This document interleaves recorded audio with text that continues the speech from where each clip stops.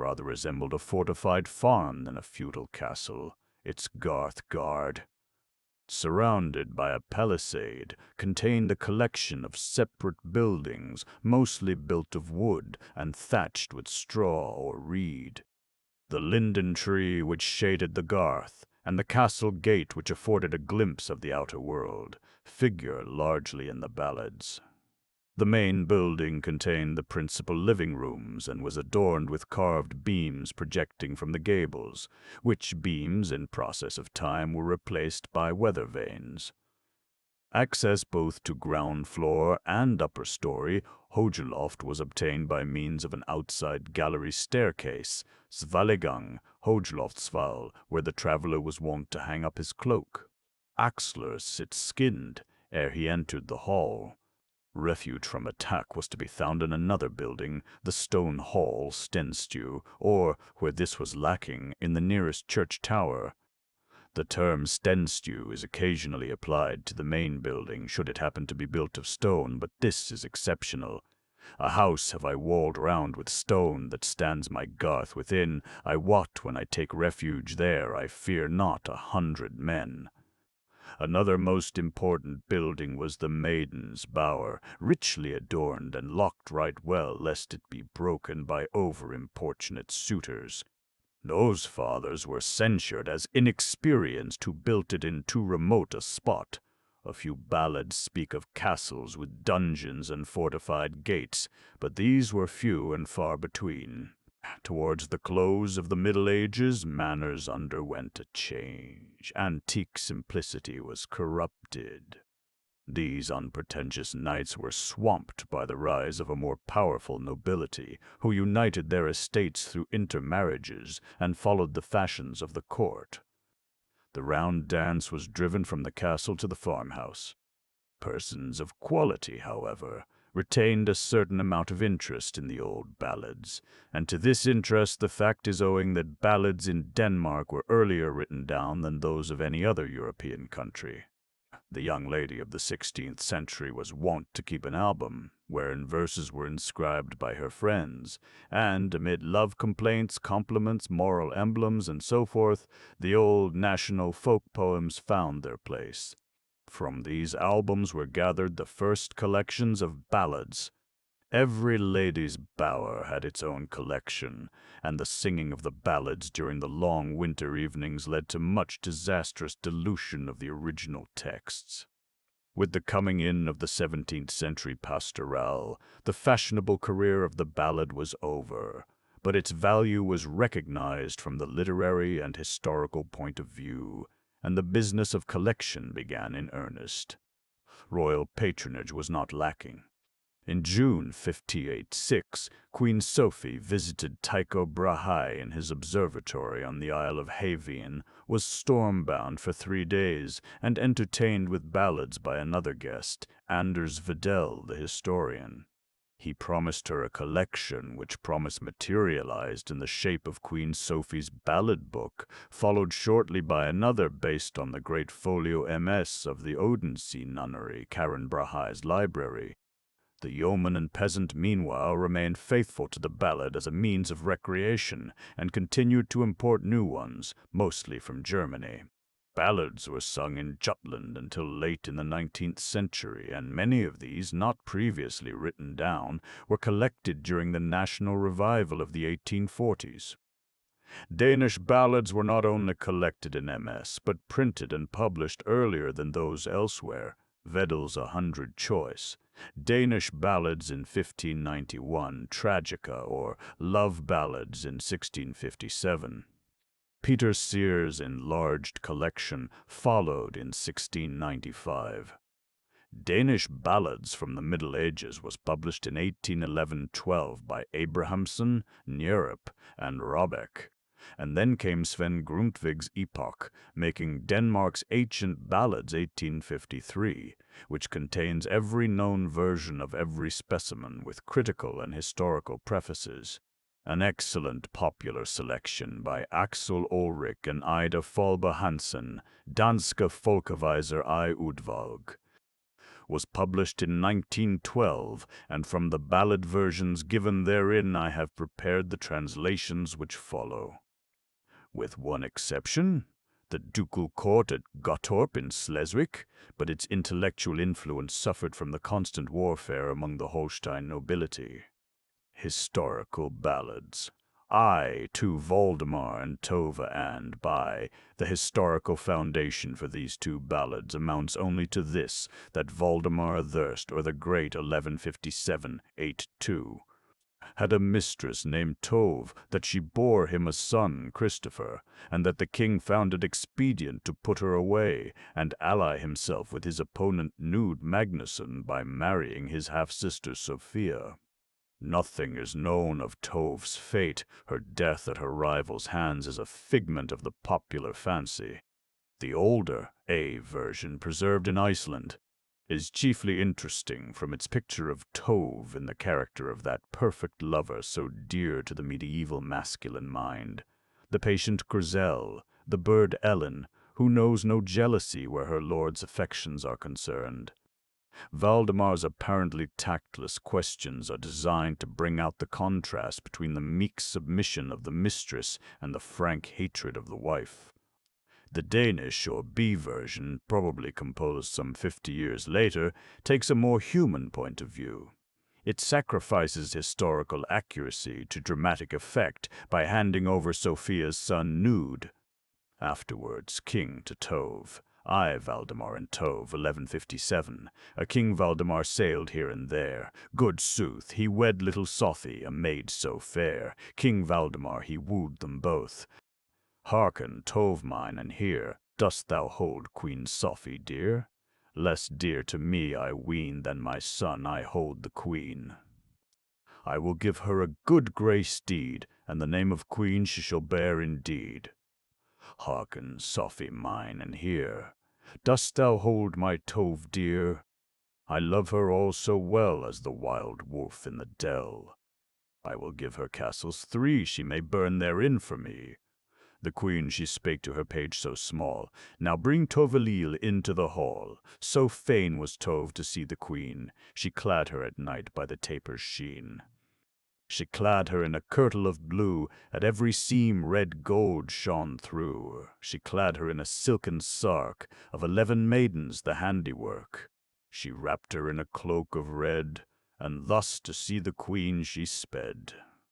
Art fainer with the king to speak, or the bath with me to seek? Far fainer with the king I'd speak, than the bath with thee I'd seek. Sophie the queen was strong of arm, she thrust her in to work her harm. So hot she heated the fire beneath, that Tovelil could scarce draw breath. Help me, Christopher, son of mine, Sophie will slay me in duel and pine. Oh, how should I give help to thee? 12 armed men have hold of me. Up spake the king, his men among, Why goeth not Tove to evensong? Up spake Queen Sophie, red with wrath, Thy Tove is wearied with her bath.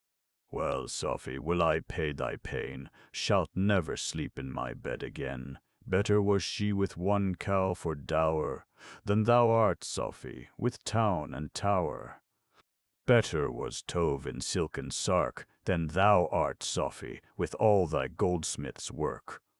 Dearer is Tovelil, though she be dead, than thou, for all thy gold so red. The way was long, the way was drear, the king himself bore up the bier. Good sooth, King Valdemar, he wooed them both. To Valdemar and Tove be. Gay went the dance in King Valdemar's hall, there danced the queen with maidens small. By my troth, King Valdemar, he wooed them both.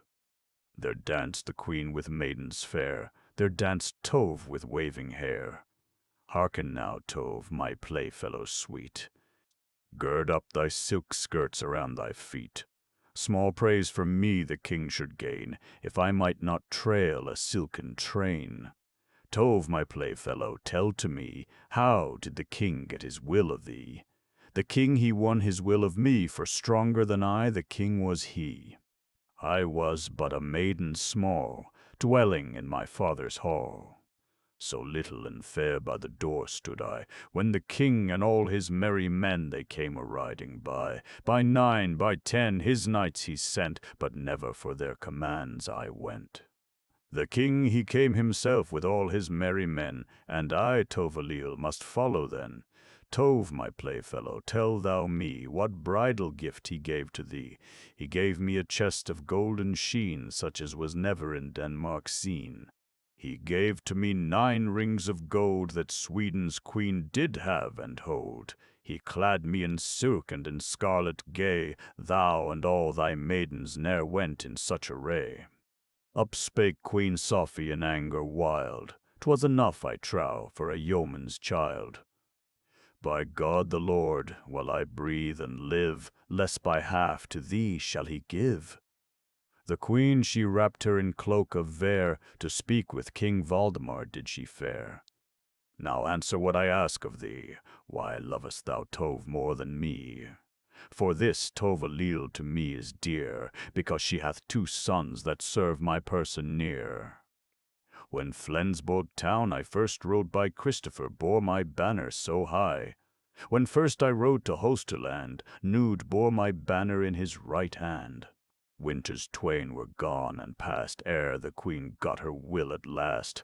All on a holy Christmas day, Tove sought the kirk to pray. Toverleel fared forth in the street, golden silk and samite went floating round her feet. Forth from her window the queen did spy, she saw proud Toverleel passing by. The queen she spake to her maidens 3, now bid proud Toverleel come to me. Tove wrapped her in cloak of vair, and unto Sophie's bower did fare. Lithe now and listen, proud Tove, to me I will seek the bath tonight with thee. Ne'er of the bath can I have my fill, I'll do thy bidding with right good will. The queen she spake to her pages 3, take heed that the bath is hot for me, heat it hot, and heat it red. There shall Toverleel lie dead. Toverleel went in before. The queen herself she locked the door. Here is no water, here is no lie. Let me out for the sake of God on high. Christopher went riding by. He heard his mother wail and cry. He struck the door a blow so stout that bolt and nail came leaping out.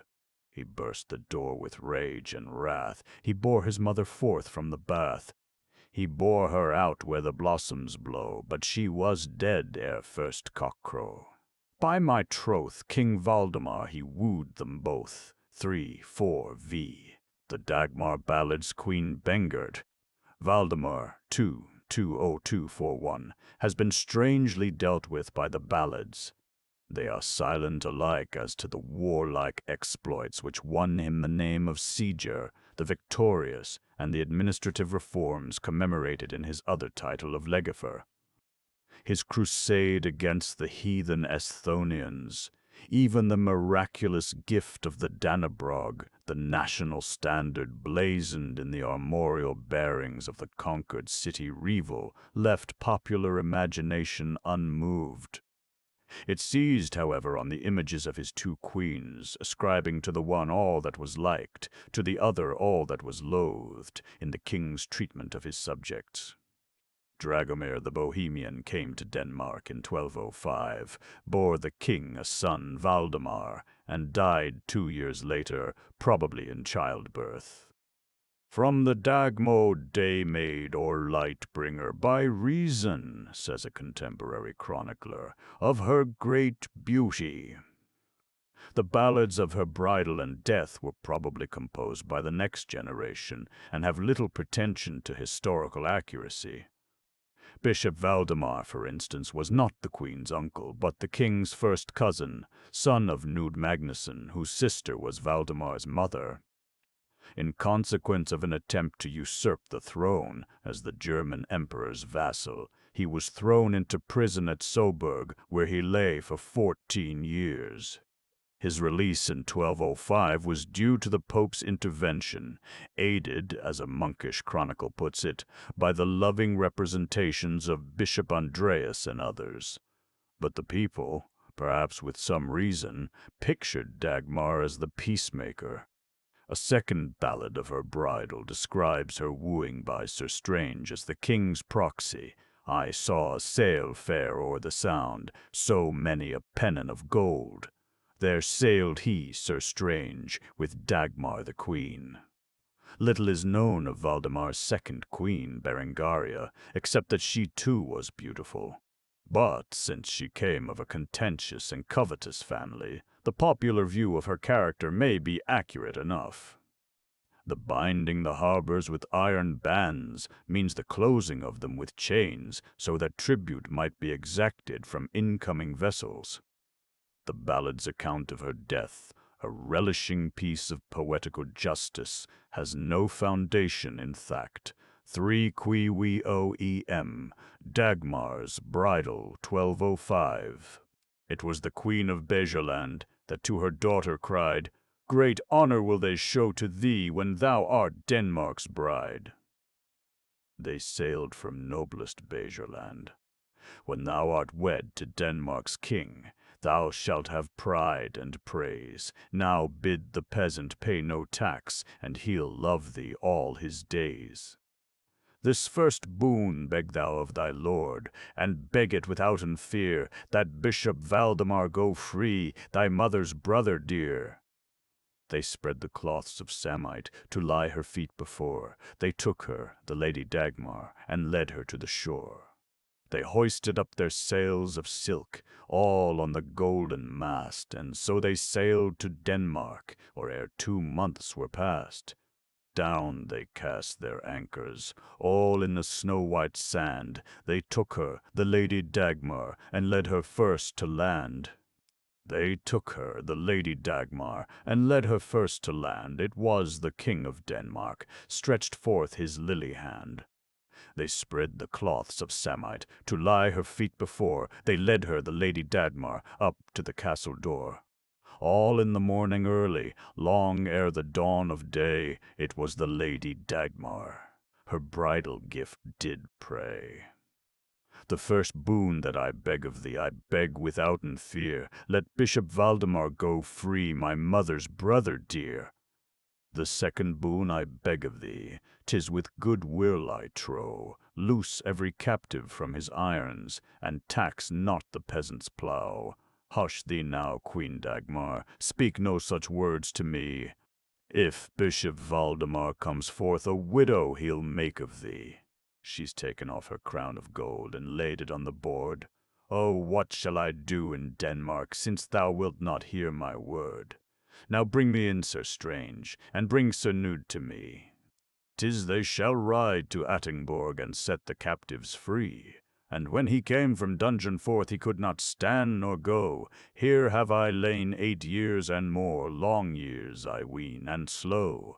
She's taken out her comb of gold to comb his yellow hair. For every lock she ordered, down fell a bitter tear. Hearken now, Queen Dagmar, and weep not thus for me, for an I live but a 12-month sore shall my vengeance be. Now hush thee, Bishop Valdemar, let be thy chiding vain. Art thou thrown once more into Attingborg, thou'lt ne'er win out again. They sailed from noblest Beherland. For qui we ween Dagmar's death, Queen Dagmar lay in Ribe sick. To Ringsted did she fare. All the dames of Denmark's land, she bade them seek her there. In Ringsted rests Queen Dagmar. Go fetch me 4, go fetch me 5, the wisest among them all. Go fetch little Kirsten of Rise, the sister of Sir Carl, all so modest and so mild. She came to the bower door, so fain of her was Dagmar the queen that she raised her head once more. Now canst thou read and canst thou write, to help me in my need. Then shalt thou don the scarlet fine, and ride my good grey steed.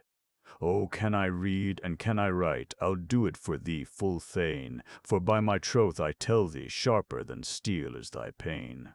She's taken up St. Mary's book, and the sheen of the golden crown she could not see when as she read, so fast her tears ran down. They let her up, they let her down, and still her pain was sore. Oh, send ye word to the king, our lord, to speak with me once more. Up he stood, the little page. Full fain was he to speed. He reached his saddle down from the beam, and mounted the milk-white steed. The king stood on the tower so tall, and looked out far and wide. "Oh, yonder I see a little page, and ruefully doth he ride. Yonder I see a little foot-page, and mournful is his mien. Now grant, Almighty God in heaven, that all be well with the queen." In he came the little foot-page, before the board stood he. "Now wilt thou speak with the queen again? Thou must speak right speedily." The king smote hard upon the board, that all the goblets rung. "Almighty God in heaven forbid that Dagmar should die so young." The king he rode by Skanderborg with 100 swains and one. But when he rode by Rebay, then rode he all alone. Oh, woe there was in the women's bower, and bitter dule and harm, for the queen, or ever the king rode up, lay dead in Kirsten's arm. And when he entered in the door, he saw the bier beside. "Now help me, God, our Father in heaven, my bitter grief to bide. Now pray for me, dames and damsels all, and see that ye pray not in vain, so fain am I to speak a word with Dagmar once again." Up rose the queen upon the bier, and red, red were her eyne. "Now woe is me, my noble lord, that thus we meet in pine. The first boon that I beg thee, now I beg for love of me. Give peace to every outlawed man, and set the captives free. The second boon I beg thee now, I beg for love of thee. Oh, take not Bengerd for thy mate, so sour a shrew is she. The third boon that I beg thee now, I beg for love so dear, that thou let Nude, my youngest son, be king in Denmark here. Ne'er need I have burnt in bitter pains by night and else by day, had I ne'er on the Sabbath tired my head and tied my ribbons gay. Now time it is I were away, no longer may I bide. The bells of heaven are ringing for me, and the angels wait beside. In Ringstead rests Queen Dagmar.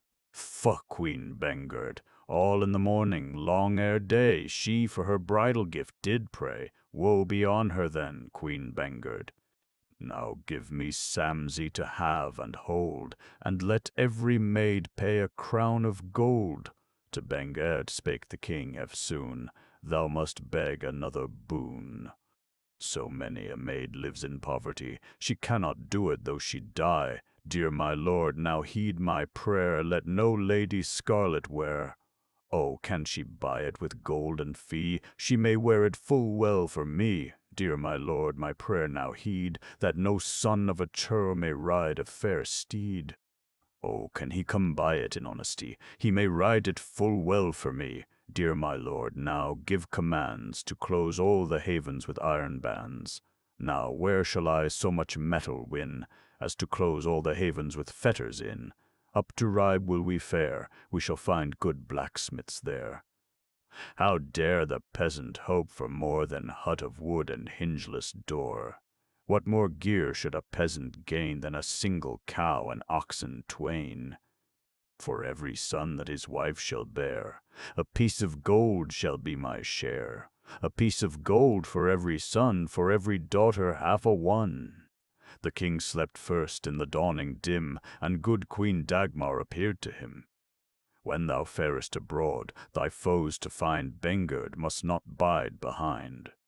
Bides Bengerd behind a year, I say, the babe in the cradle must rue the day. Now busk thee and bound thee, Bengerd the queen. Shalt fare to the foray with me, I ween. The first shaft shot from the foeman's bark in Bengerd's bosom found its mark. Now Bengard in darksome mould abides, and the peasant hath oxen and kine besides. Now Bengard lies in murk and mould, and every maid hath her crown of gold. Woe be on her then, Queen Bengard, 6, 7, 8, the king slaying, in Finder of Marsk Stig and his lady extract from the long ballad of Marsk Stig. These ballads have been selected from a cycle dealing with the murder of King Eric, clipping 125986, and the subsequent disturbances. All through his reign he was at feud with his turbulent nobles. In 1282 they extorted his signature to a constitution, Denmark's Magna Carta, safeguarding the rights of the nobility and liberties of the people.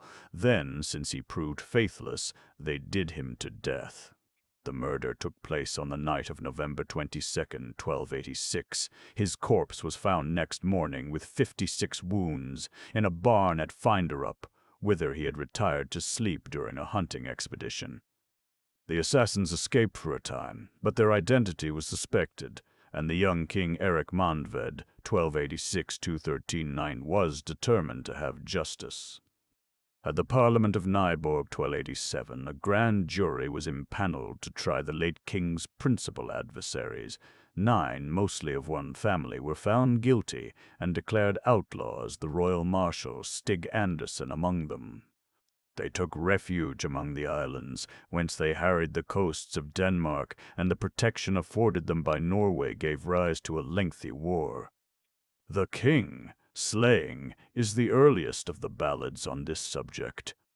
The innocence of the king's page reign was loudly maintained by his friends, who asserted that he, naked and weaponless, warded his master, but evidence was forthcoming that proved his treachery.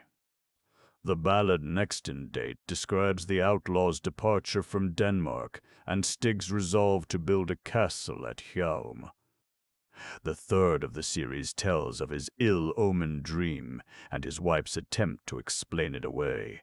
His ride to the royal castle, the queen's taunt that he wishes to usurp the crown, and his reply that such an ambition rather befits her paramour, Drost Ove. The young king declares him an outlaw. Stig threatens to keep his foot in Denmark and begins the building of his castle, whose looming battlements scare the peasantry. The fourth ballad, Marsk Stig and His Lady, number 7, was written after a lapse of time when the political motive for the slaying had been forgotten and replaced by one more romantic, based on a vague tradition. The king, in fact, appears as David and Stig as Uriah the Hittite. The ballad has therefore no claim to historical accuracy. Moreover, it places the action throughout in Sjælland. Latest of all comes the long ballad of Marsk Stig, which, after the fashion of the Lytel Geste of Robin Hood, unites all the other ballads in a consecutive narrative, reproducing them mostly word for word, yet enriching them with its own characteristic touches. The king's villainy is heightened by his promise to watch over Dame Ingeborg during her husband's absence. She shall suffer no more wrong than if thyself wert home. Rain, the treacherous page, appears as sister's son to the dame, with whom he plots the king's murder. After Stig's defiance at the thing, and before the slaying, the long ballad inserts an episode peculiar to itself. The amorous king goes a-hunting with Rain, gets lost in the wood, and encounters an elf maid who, in riddling words, prophesies his imminent death. This poem, fine as it is, foreshadows the decline of the ballad, pure and simple, and its supersession by the more lengthy and complicated romance or novel in verse. There are other ballads, not contemporary, dealing with the minor 9, Niels Ebbesen. Niels Ebbesen was the man of his hour, and the hour was one of the blackest in Danish history. The worthless King Christopher was dead, his son Valdemar abroad, and the greedy Holstein nobles were scrambling for the choicest parts of the kingdom. One of these local tyrants, Count Gert or Gerhard, held Finn and Jutland in pledge, and how the Jutlanders found deliverance is best told by a Franciscan chronicler, writing in 1385, Count Gerhard of Holstein was then John, 1340 in Lübeck. He heard tidings that his sister's son, Count of Schleswig, had made agreement with the Danes that they should establish the aforesaid Valdemar, v. Atterdag, King Christopher's son in the kingdom, and marry him to Hedvig, the duke's sister. Moreover, the count knew well that many nobles and cities would fain, for the sake of peace, have a king in the land. Count Gerhard sent far and wide for help. and there came to him much people. He invaded North Jutland. Not long thereafter the Count fell sick in Randers. It was his custom, when he was able, to sit up at night with his chaplain and keep the hours like a priest. When the Danes learnt his whereabouts, 60 doughty Gauls assembled, came to Randers on Thursday night, April 3rd, 3040, and, as though they were the night watch for the sleeping army, took possession of a stone house. When the Count had read his hours and lain down again, they came and struck him dead in his bed with his chaplain and 3 pages. This heard a renowned knight from Westphalia, Henrik von Wittinghoff, whose lodging was hard by. He came forth and attacked them, but they escaped, each his own way, without hurt. The foreign men-at-arms are much to be blamed for defending their lord so ill, and they were forced with shame and scathe to return to the far countries whence they came. We learn from other sources that the patriots fired a house to divert the Germans' attention, and that they escaped over Randers Bridge, which, having previously loosened the timbers, they broke down behind them. Thus they, and their leader Niels Ebbesen, saved Denmark from becoming a German province.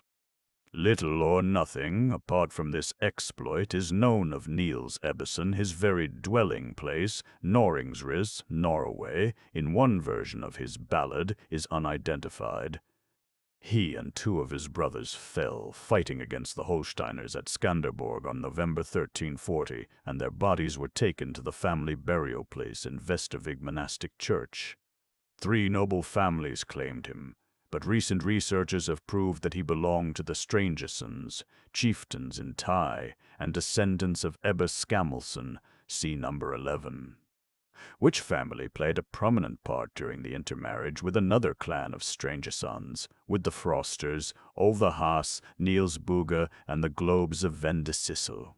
This Ove Haas was a partisan of Count Gerhardt's, and fell at Randers. In the opening dialogue of the ballad, the Count hints at Ebbesen's rumored complicity with Bugge, leader of the rebellion, and tries generally to discover the attitude of Niels's powerful connections. With the latter's defense of Anders Frost, the trial of wits becomes a quarrel, for here the German and Danish systems of fealty are brought into collision. The services of the vassal by German law belong from birth to his liege lord, with whose consent alone could the contract be broken, whereas the Danish chieftainship was based on the law of commutation, which gave the vassal the annual right to take leave, Orlof Tage, and serve another chieftain. Twice over in the ballad does Ebbesen gives his swains the choice whether or no they will follow him into danger, and twice over the system of free will service is vindicated by their answer. Valiant attempts have been made by Danish antiquaries to identify Sweyn Trost. Vedel, for instance, provided him with a name and a family, just as their English confreres would fain find an original for Robin Hood. But this trusty page had no local habitation. His very name is borrowed from the ballad of young Danaved, for the Sven Trost who saves his lord at a pinch is a figure frequently found in the ballad world. Popular imagination, through him, does honor to all his class. This ballad is obviously the work of a minstrel, not contemporary with Niels, and is not associated with the dance. The revised conclusion is, by another hand, and slightly later in date than the original version. A third exists, very imperfectly preserved, which is more historically accurate than either. It replaces Anders Frost by Eske, his father, and depicts Niels as asking aid of his brother Knud Ebbesen of Bygholm. We learn from it, with regret, that Niels's speech to his house calls and Sweyn Trost's achievement are the inventions of an admiring posterity. One other poetical paean must be quoted, the song-burst of a grave chronicler, Em semoletur sibis binos, ex lege per te, danorum mentes bit ipse disicientes, filius ebenis Nicolaus, More leonis stravit serpentem Gerardum bella gerentum 9 Niles Ebbison 1340. The Count to Denmark took his way, nor failed for fear of strife, though lang syne 'twas to him foretold he there should lose his life. Was none that might gainsay his will, his fate to put to test, yeoman and boor and knight and knave, with all he will be guessed. The Count he called Niels Ebbison to come and meet with him, and truce he sent him therewithal, and safety for life and limb. The Count he met Niels Ebbison northward beside the sea. Now be thou welcome, Niels Ebbison, right welcome unto me. Blithe is thy cheer, Niels Ebbison, retainer dear of mine. Say, what is the mind of the northern Jutes, and what of kinsmen thine? O kinsmen have I mid the northern Jutes, and my wife hath kin also, and all of them shall do thy will, if they thy will may know. Niels Ebbison, thou art a valiant man, and a man of wit beside, and canst thou not ride straight forward, the long way round thou'lt ride. Now lithe and listen, Niels Ebbison, wilt thou mine errand speed, then say how many swains hast thou, will stand thee by at need. Oh, 45 carles have I, such as they well may be, and be they many or be they few, right dear are they to me. And hast thou 45 carles, well art thou served, I ween. But last night wert thou in Sir Bugge's hold, with 100 mail-clad men. Niels Ebbison, he stamped his foot, and straight made answer high.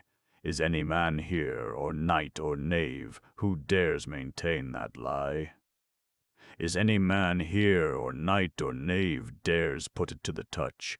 Never a foot will I give back, for I have sworn as much. Lie then listen, Niels Ebbison, such words must have an end. Now seek him and see, Sir Bugge, if he will be my friend. Sir Bugge and Povil Glob the young, to do my will did swear, and Sir Anders Frost is one with them, and foremost in council there. And more have sworn to do my will, that now will work me woe. So list and heed Sir Bugge's rede, and see how the thing will go. Oh, naught know I of Sir Bugge's mind, what he may say or do, but Anders hath kept his faith with thee, as all men will tell thee true. Anders hath kept his faith with thee, as all men will tell thee true, but would he take leave of thy service, such leave is a freeman's due. For this is the Danish custom, and hath been from days of yore. If a swain would cease his service, he should have leave therefore. Up and spake Sir Gert the Count, that liked his words right ill. Oh, never a vassal should leave his lord, save with his lord's good will. Oh, none is joined with a holy vow, save a monk to his cowl of grey. Let chieftains come and chieftains go, men serve them as best they may. Overbold is his speech, Niels Ebbison dares bandy words with me. Or thou shalt depart from Denmark, or I'll hang thee to a tree. And must I depart from Denmark, from wife's and bairn's embrace? Oh, thou shalt call it a luckless hour, that ever thou sawest my face. Get hence, Niels Ebbison, let all thy prating be. Or I will do what well I may, and break my truce with thee. Oh, ne'er hast thou seen me so sore afraid, as to tremble for curse and ban. Look well to thyself, Lord Count, I say, and defend thy head like a man. Niels Ebbison, thy words are wild, to hold thy peace were best, but I will keep truce with thee today till the sun goes down to rest. Niels Ebbison waved his lily-white hand, and turned his steed on the shore. Farewell, Count Gert, with all thy men. Soon shall we meet once more. Niels Ebbison he fled full fast, nor spur was fain to spare, and the Count held back with all his men, was none durst follow there. It was he, Niels Ebbison, that to his hold did win. It was his own dear lady came forth to lead him in. Now lithe and listen, mine own dear wife, and my rede shall rise at thee. The Count will drive me from the land, or hang me to a tree. What counsel can I give to thee that have but a woman's wit? The worst of rede were here, the best, could we but light on it. The worst of rede were here the best, all in this evil hour, either the Count to strike a down, or burn him in his bower. Now let thy steeds to the smithy fare, this is my counsel true. And see that their shoon turn the backward way when they are shod anew. O see that their shoon turn the backward way, so the foeman thy track shall miss, and take heed and tell to no man that a woman taught thee this. Up and spake Niels Ebbison, unto his men cried he, Now which of you will follow, and which take leave of me? Let him that now will follow stretch forth his hand to me, and he that now will take his leave, speak up right speedily. Up they stood, his Danish squires, and answered their lord so free, Lo, all of us will follow, and risk our lives for thee. Oh, up they rode to Ladywood, and there their steeds did bind, and forth into the town they went, Count Gert to seek and find. It was he, Niels Ebbison, to Randers Bridge did ride. Now let him take leave and go his way, dares not the brunt abide. Up and spake he, little boy, Trust more faithful than them all, Now give me leave, my master, and saddle and steed withal. He gave him leave, his master, and saddle and steed withal, and or ever the day was over, he served him best of all. It was he, Niels Ebbison, with sword that smote the door. Stand up, Lord Gert the Count, for thou shalt sleep no more. Stand up, Lord Gert the Count, and lend to me thine ear. Duke Henrik's messenger am I, and he hath sent me here. Hearken, Gert the Count, nor longer lay thee down. Colding is beleaguered, and burnt is Ribe town. And dost thou tell me tidings true? Then good are such tidings to hear. Forth from the hold while yet we live, and forth with the steeds and gear. Oh, they have opened wide the door that the message might be sped, and it was he, Niels Ebbison, went up to the county's bed. Oh, thou and I, Niels Ebbison, can a better bargain strike? Word will we send to Duke Henrik and Sir Klaus Crummerdike. Yester and thy words were other, all out upon the strand. I should go to the gallows, or get me from the land. Up and spake the swarthy swain, Now waste no further word. Let be thy tedious tale, and hearken to the sword. They've seized him, Gert the Count, all by his golden hair, and they have hewn his neck in twain, over his bedside there. Now when the Count was done to death, all on their drums they beat, forth he fared, Niels Ebbison, and galloped down the street. Forth he fared, Niels Ebbison, and fain would flee away, but there he met Sir Overhas, that strove to say him nay. Now lithe and listen, Sir Overhas, and see that thou let me go, for thou hast wed my kinswoman, and that thou well dost know. And have I wed thy kinswoman? Then kin am I to thee, but since thou hast struck down my lord, I may not let thee be. Niels Ebbison drew his brand so brown, for ne'er would he shrink from strife. Sir Ove and many a Teuton swain must there lay down his life. It was he, Niels Ebbison, to Randers Bridge did ride, and the little page that erst took leave was standing there beside. Niels Ebbison rode o'er the bridge, for fast his foes came on. It was the little foot-page that broke the bridge adown. Niels Ebbison rode to Norringsris, and fast he spurred his steed. Sore good sooth was his anguish, and sore good sooth his need. She sheltered him, an old goodwife, of loaves that had but two, and she's given one to Niels Ebbison because the Count he slew. The remodelled conclusion of Niels Ebbison. Now eat ye, and drink, my Danish squires, and see that your hearts be gay, for when the night is overpast, oh, then we will seize the day. When day doth dawn and sun doth shine, we shall have tidings new, and then shall I see, mid all my men, how many will stand me true. Up they stood, the Danish squires, and answered their lord so free, "Oh, we will risk both goods and life and all to ride with thee." Oh, up they rode to Ladywood, and there their steeds they bind, and in they've gone to Randers town, Count Gert to seek and find. Forth he fared, Niels Ebbison, to Randers bridge came he, now let him take leave and go his way, that will not follow me. Up they stood, the captains good, swore fealty to their lord anew, all but Niels Ebbison's sister's son was there to him untrue. It was he, Niels Ebbison, with sword that smote the door. Stand up, Sir Gert the Count, for thou shalt sleep no more.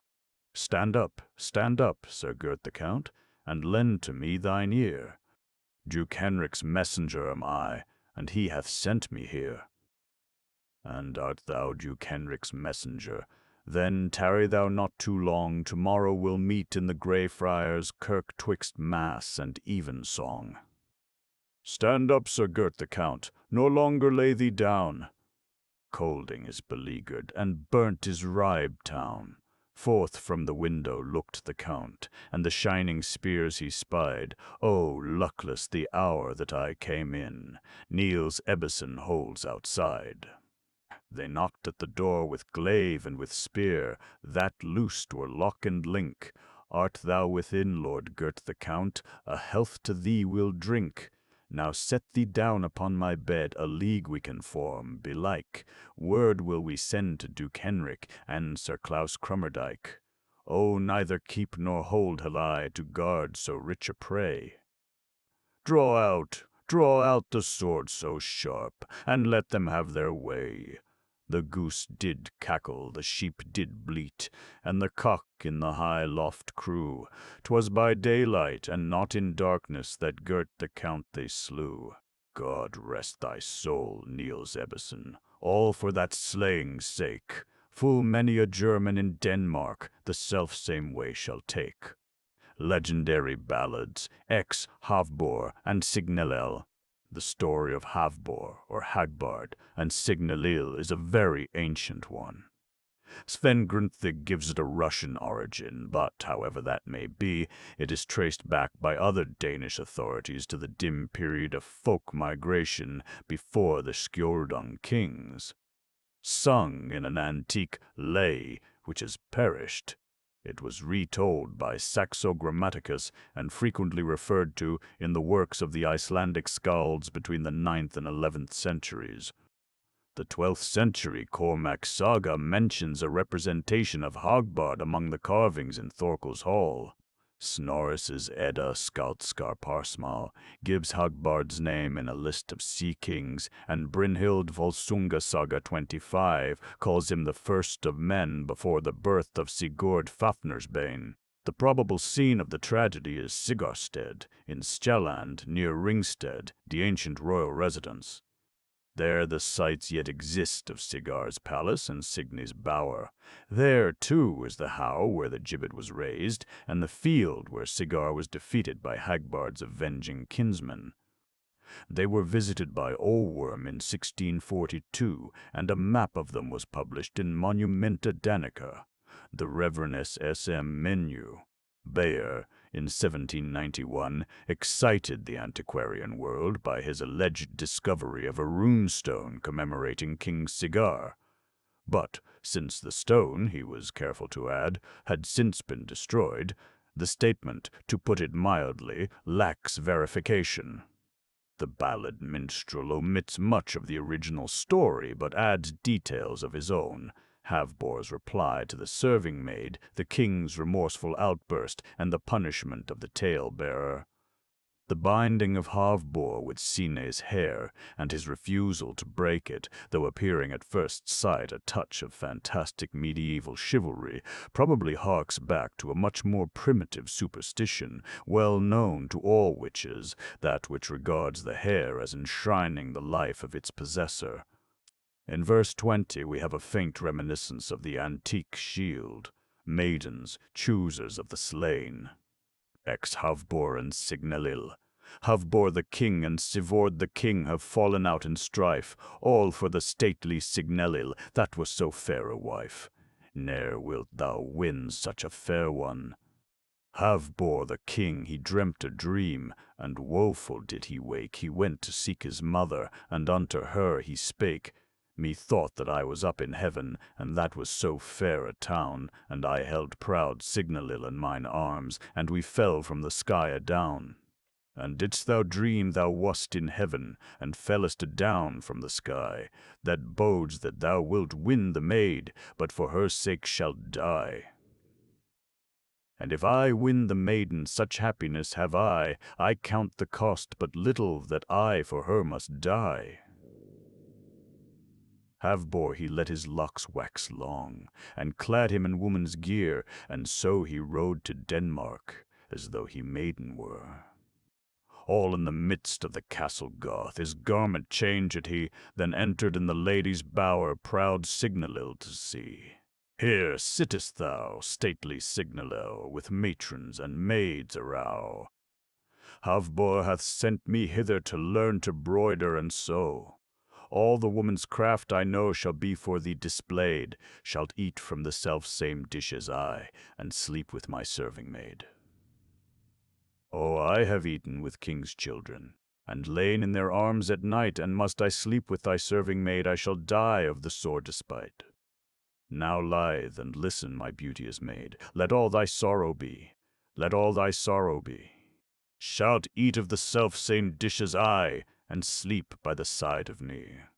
He's taken out a knife so small, and cut as best he could, he's shaped them out, both hind and heart, that run in good greenwood. Still sat all the haughty maids, and sewed as best they might, all save Havbor, the son of kings, his needle still did bite.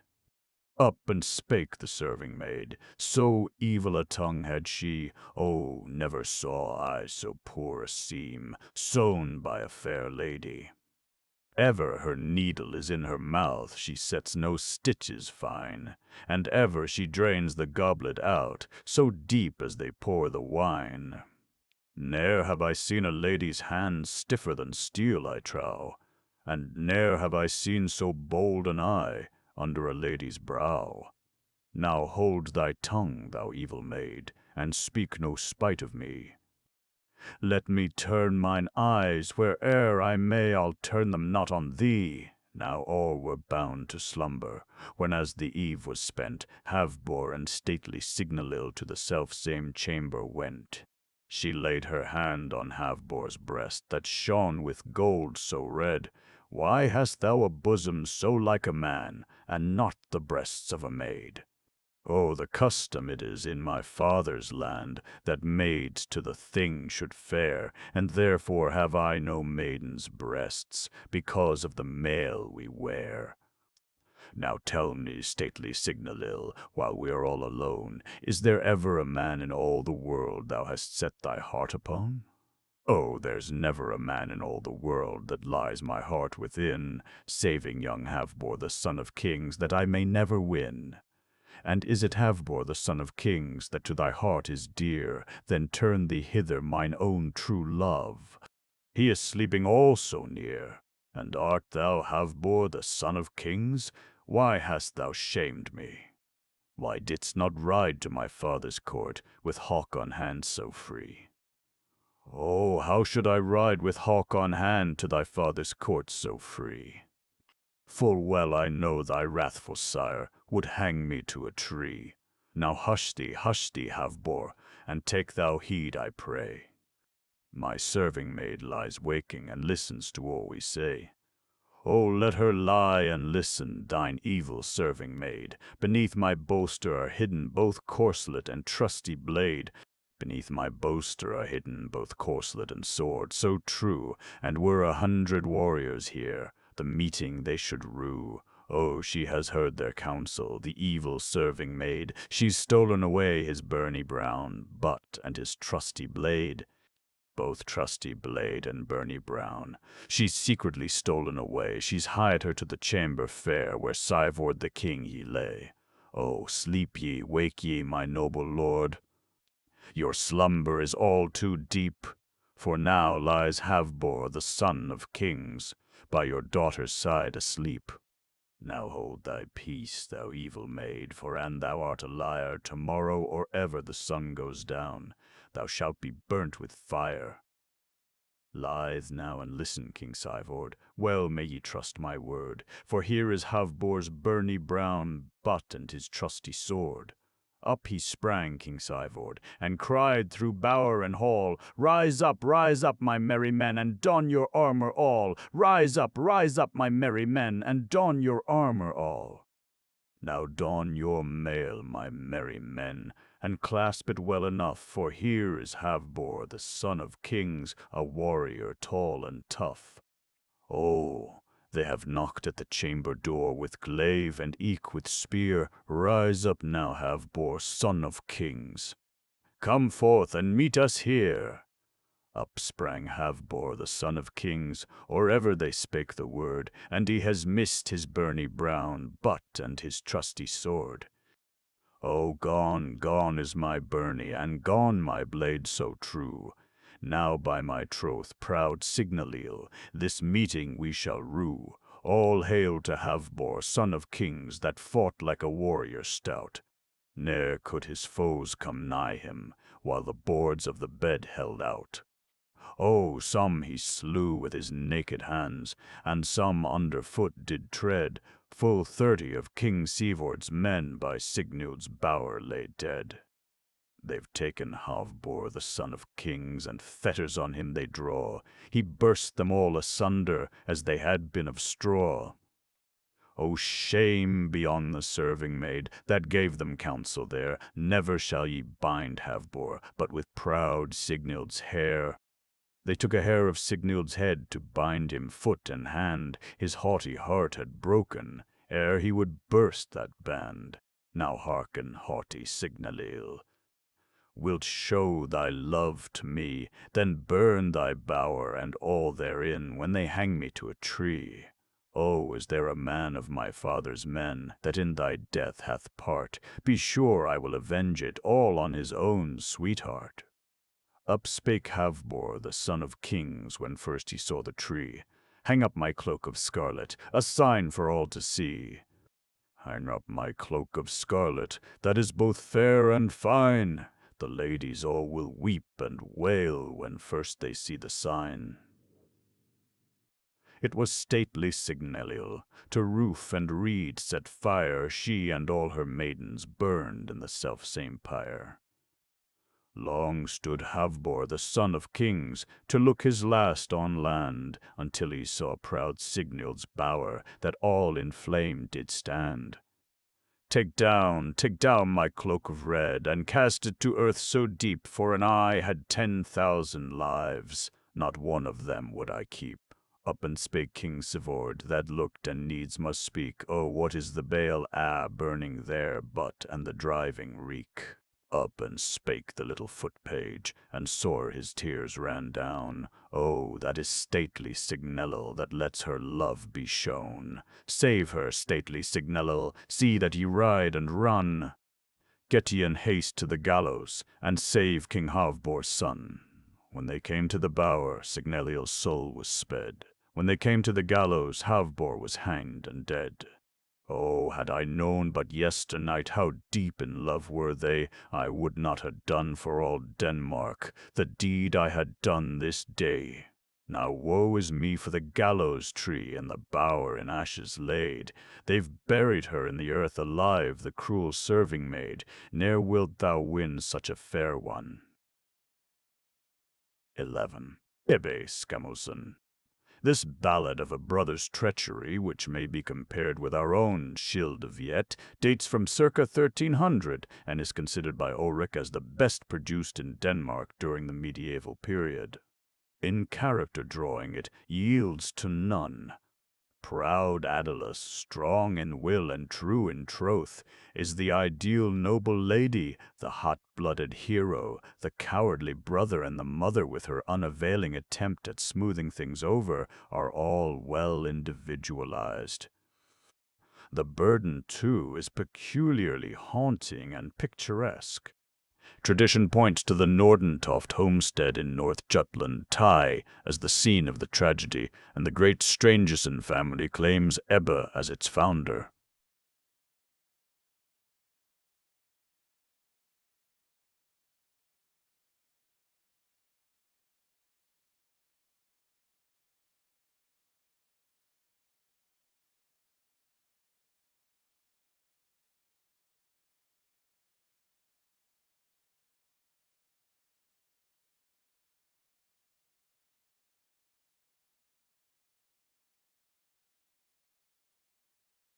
Ebbe Skammelson. Skammel he dwells up north in Thai, and Skammel is rich and gay. 5 sons hath he both fair and tall, but 2 went an evil way. Therefore roams Ebbe Skammelson so many a lonely way. Sir Ebbe serves for fame and fee, the royal court within, while Peter his brother that bides at home his true love's troth would win. Dost sit at home, proud Aedelus, and broider my brother's gear. Ebbe he serves in the king's own court, and scorns thee, nor holds thee dear. Full well do I know him, Ebbe, and Ebbe his heart knows he, and scorns he never a maiden proud, the less hath he scorn for me. Now lithe and listen, proud Aedelus, and be my plighted maid. For true I tell thee the tidings, that Ebbe my brother is dead. All on the selfsame evening they drank to the plighted pair, all on the Monday after to bridal feast they fare. It was Ebbe Skammelson, at midnight did awake, and he up and called to the nearest swain, and of his dream he spake. Methought that my stone-built tower stood all in a leaping low, and Peter my brother burned therein, and my fair love also. And didst thou dream thy tower of stone stood all in a low so red, then know that Peter thy brother thine own fair love doth wed. It was Ebbe Skammelson that girt his sword by his side, and leave he won Sir Ebbe homeward in haste to ride. It was Ebbe Skammelson that paused not on his way, he came to his father's castle, all on the bridal day. Forth they come, his sisters twain, with bracelets on either hand. Now welcome, Ebbe our brother, home to thy father's land. Now lithe and listen, my sisters twain, and look that ye do not lie. Say wherefore are gathering hither, this goodly company. Up spake his youngest sister, for needs must the words be said. Lo, 'tis Peter thy brother, thine own true love doth wed. To one he has given a brooch for her breast, to the other a ring for her hand. Oh, I brought them both to my own true love, out of the stranger's land. The one she has bidden him bide at home, the other has bidden him go. For dost thou tarry here o'er this night, be sure it will work us woe. Ebbe, he turned his horse's head, forth from the hold to ride, but his mother, she seized the bridle rein, and begged him at home to bide. His mother all to the highest place hath brought him cushion and chair, his father hath brought him a cup of wine, to pledge the bridal pair.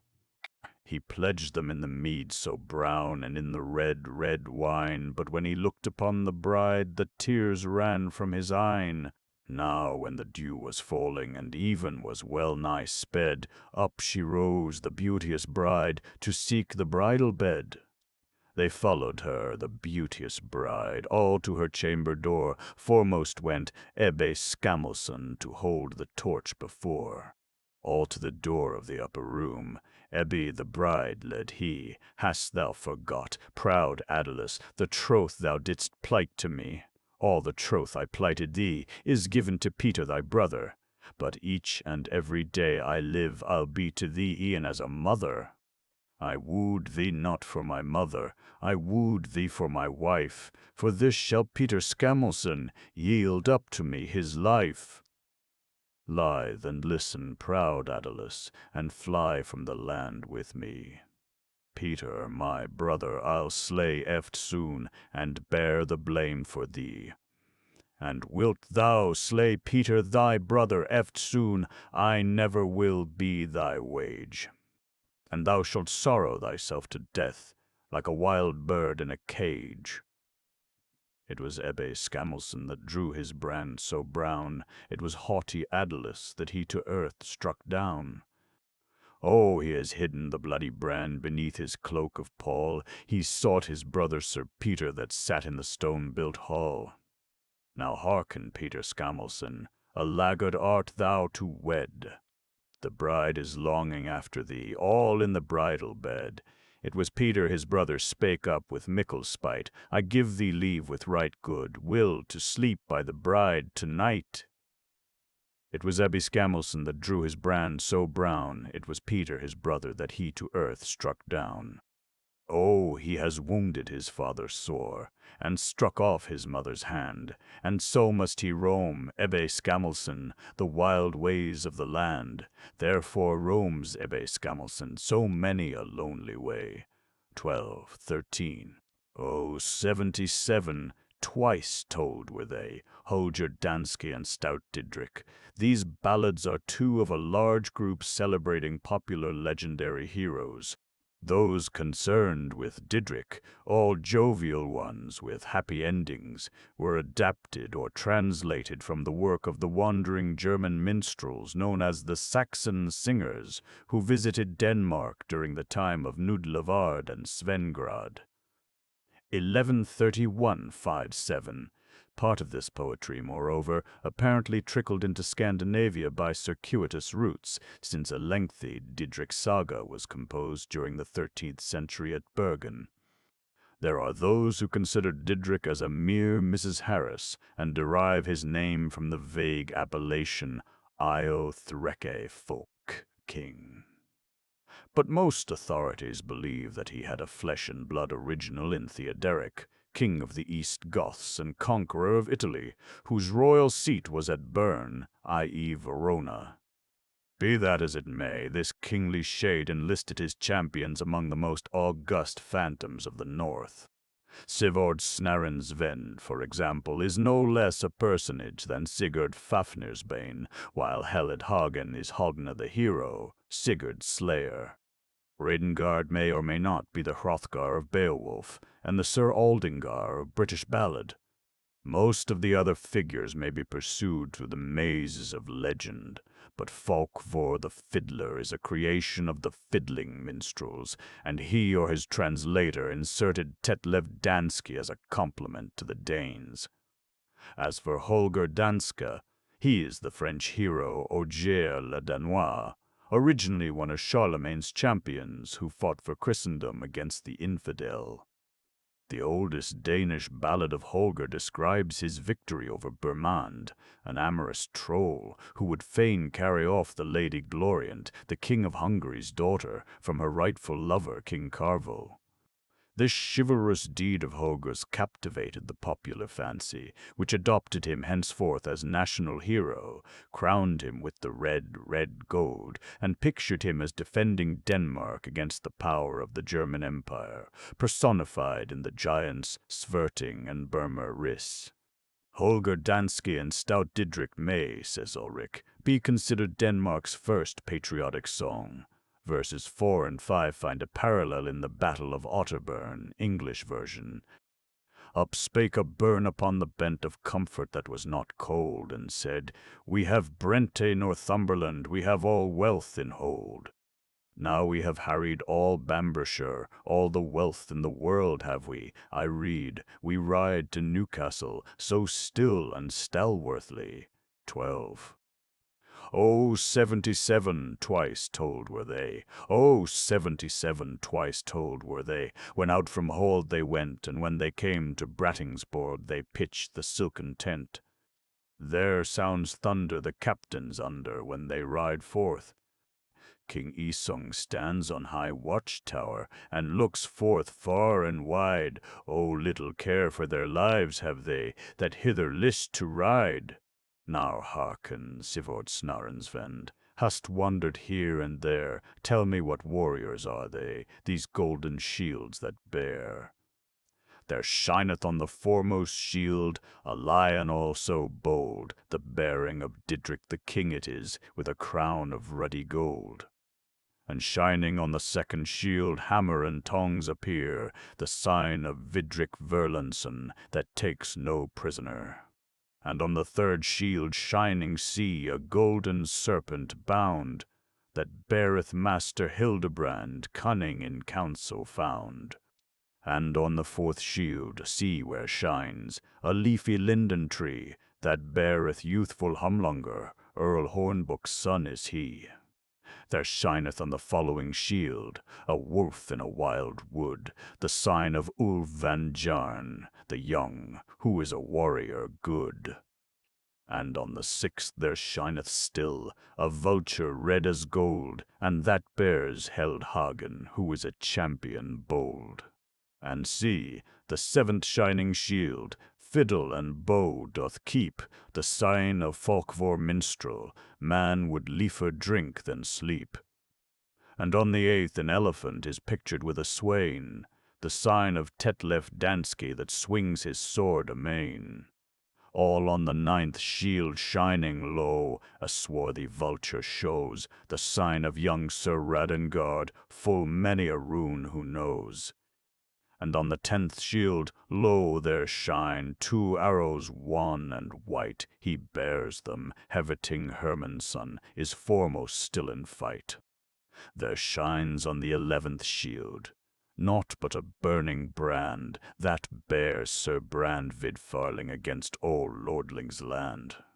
And on the 12th shield shining, see, there stands a cowl so grey, that bears the monk brother Alsing would follow fain the fray. Now hearken, Sivort Snarensvend, thou art a warrior free. Shalt fight with one of Didrik's men, for all my land and me. Up stood Sivord Snarensvend, and to the tents he hied. Now is there ever a warrior stout, a joust with me will ride.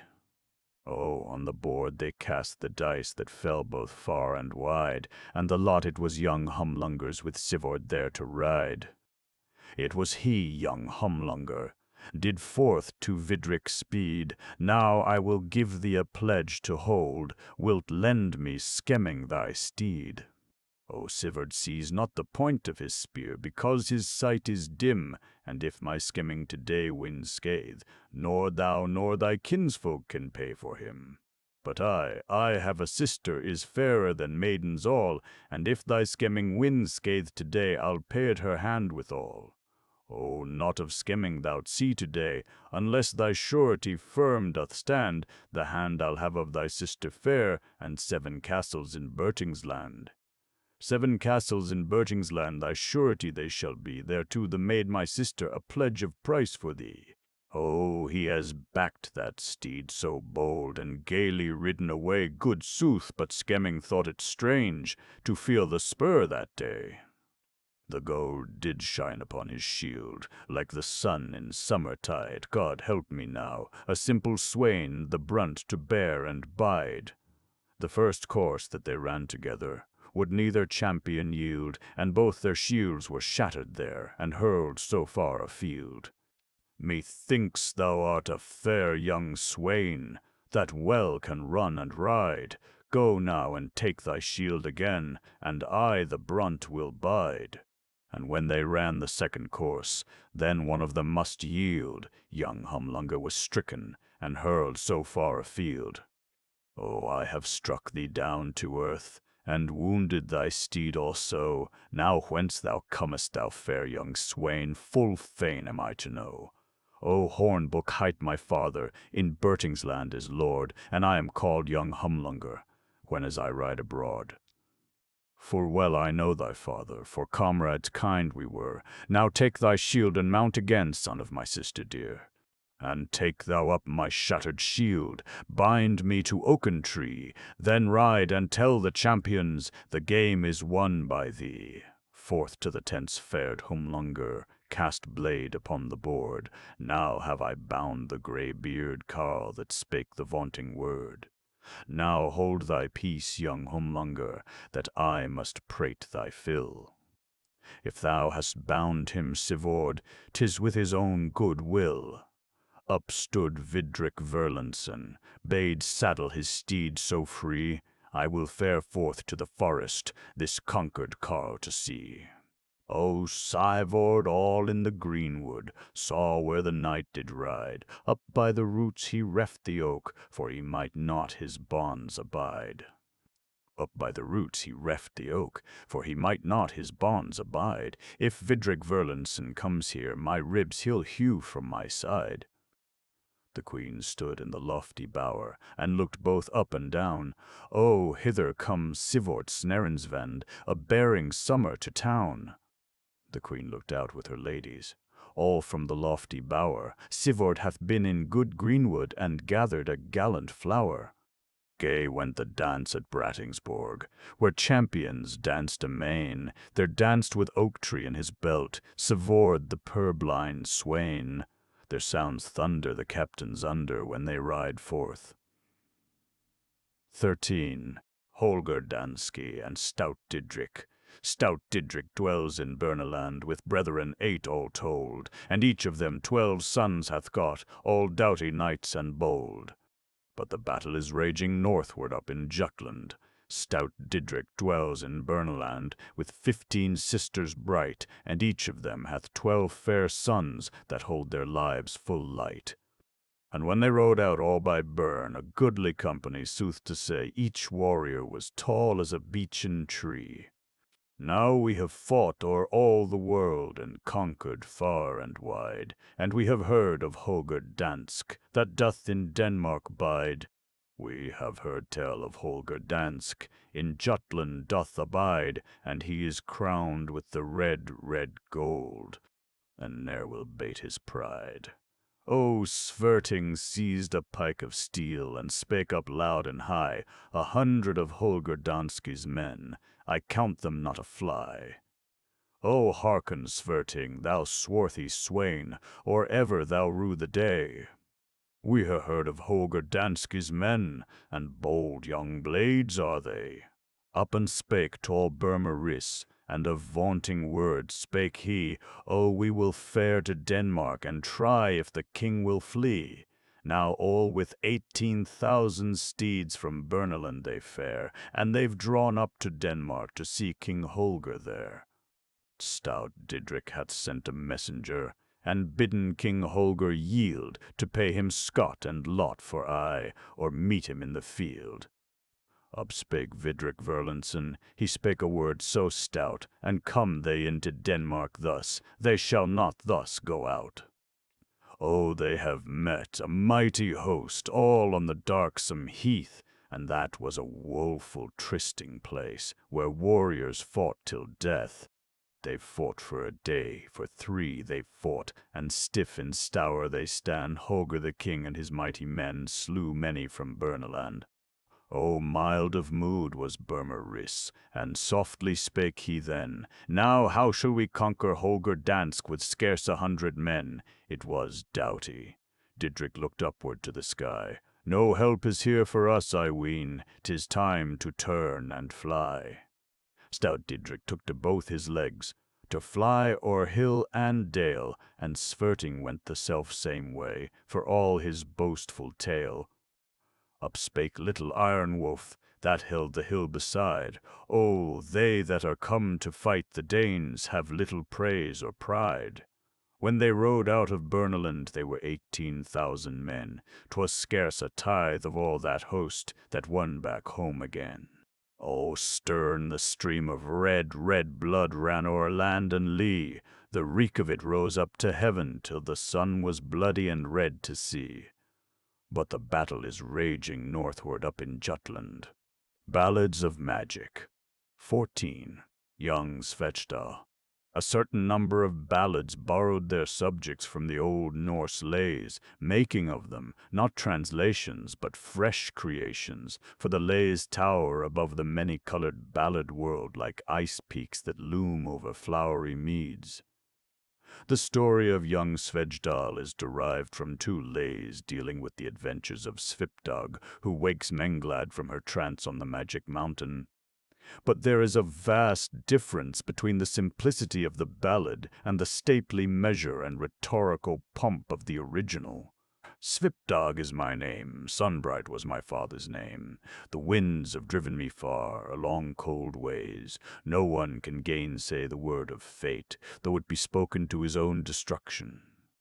The difference is as great as the difference between the ballad of the marriage of Gawain and the same story as told in the Canterbury Tales, or the difference between Homer's way of describing the recovery of lifted cattle and the ballad of Janny Telfer of the fair Doded W.W.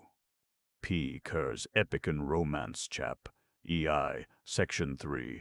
This ballad, indeed, brings down the story from the misty peaks of Valhalla into the garrulous region of fairy tale.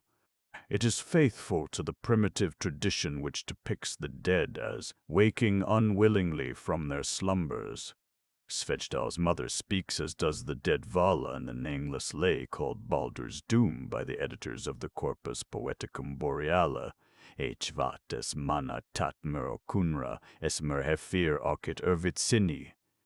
Vas ek snivin sniovi ok slegen regni ok driffen doego doth vas ek lengi. Who is the man unknown to me that has put me to this weary journey? I was snowed on with snow and smitten with rain and dripped on with dew. Dead was I lang syne. The refrain is, Nothig sagathak. Lumon ek edja. Loth have I spoken. Now must I be silent. Gray, in his translation, The Descent of Odin, puts it with 18th century elegance. Again my wearied eyes I close. Leave me to repose. And readers of Mansfield Park will remember how fitly these words are applied to the languid speech of Lady Bertram. A clever fancy on the part of the Norns to spin this slender thread connecting Jane Austen, of all people, with the runic savage's boozing ale. Had she known more of them, she would doubtless have agreed with Frederick the Great that all their works were not worth a charge of powder, and that she would have no such stuff in her library. 14. Young Svedjdal.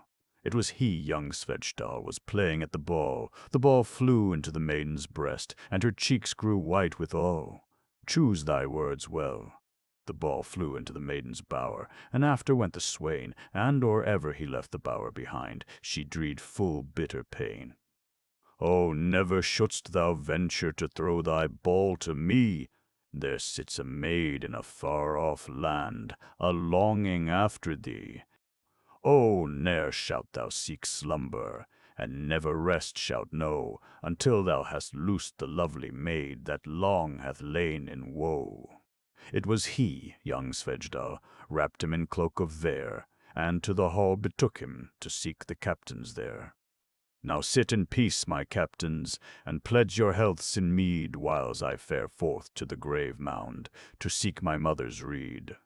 It was he, young Svedjdal, that loud did cry and call, till the marble stone was rent and riven, and the mound was nigh to fall. Oh, who is it that wakes me? Who calls with cry so bold? May I not lie and sleep in peace, all under darksome mould?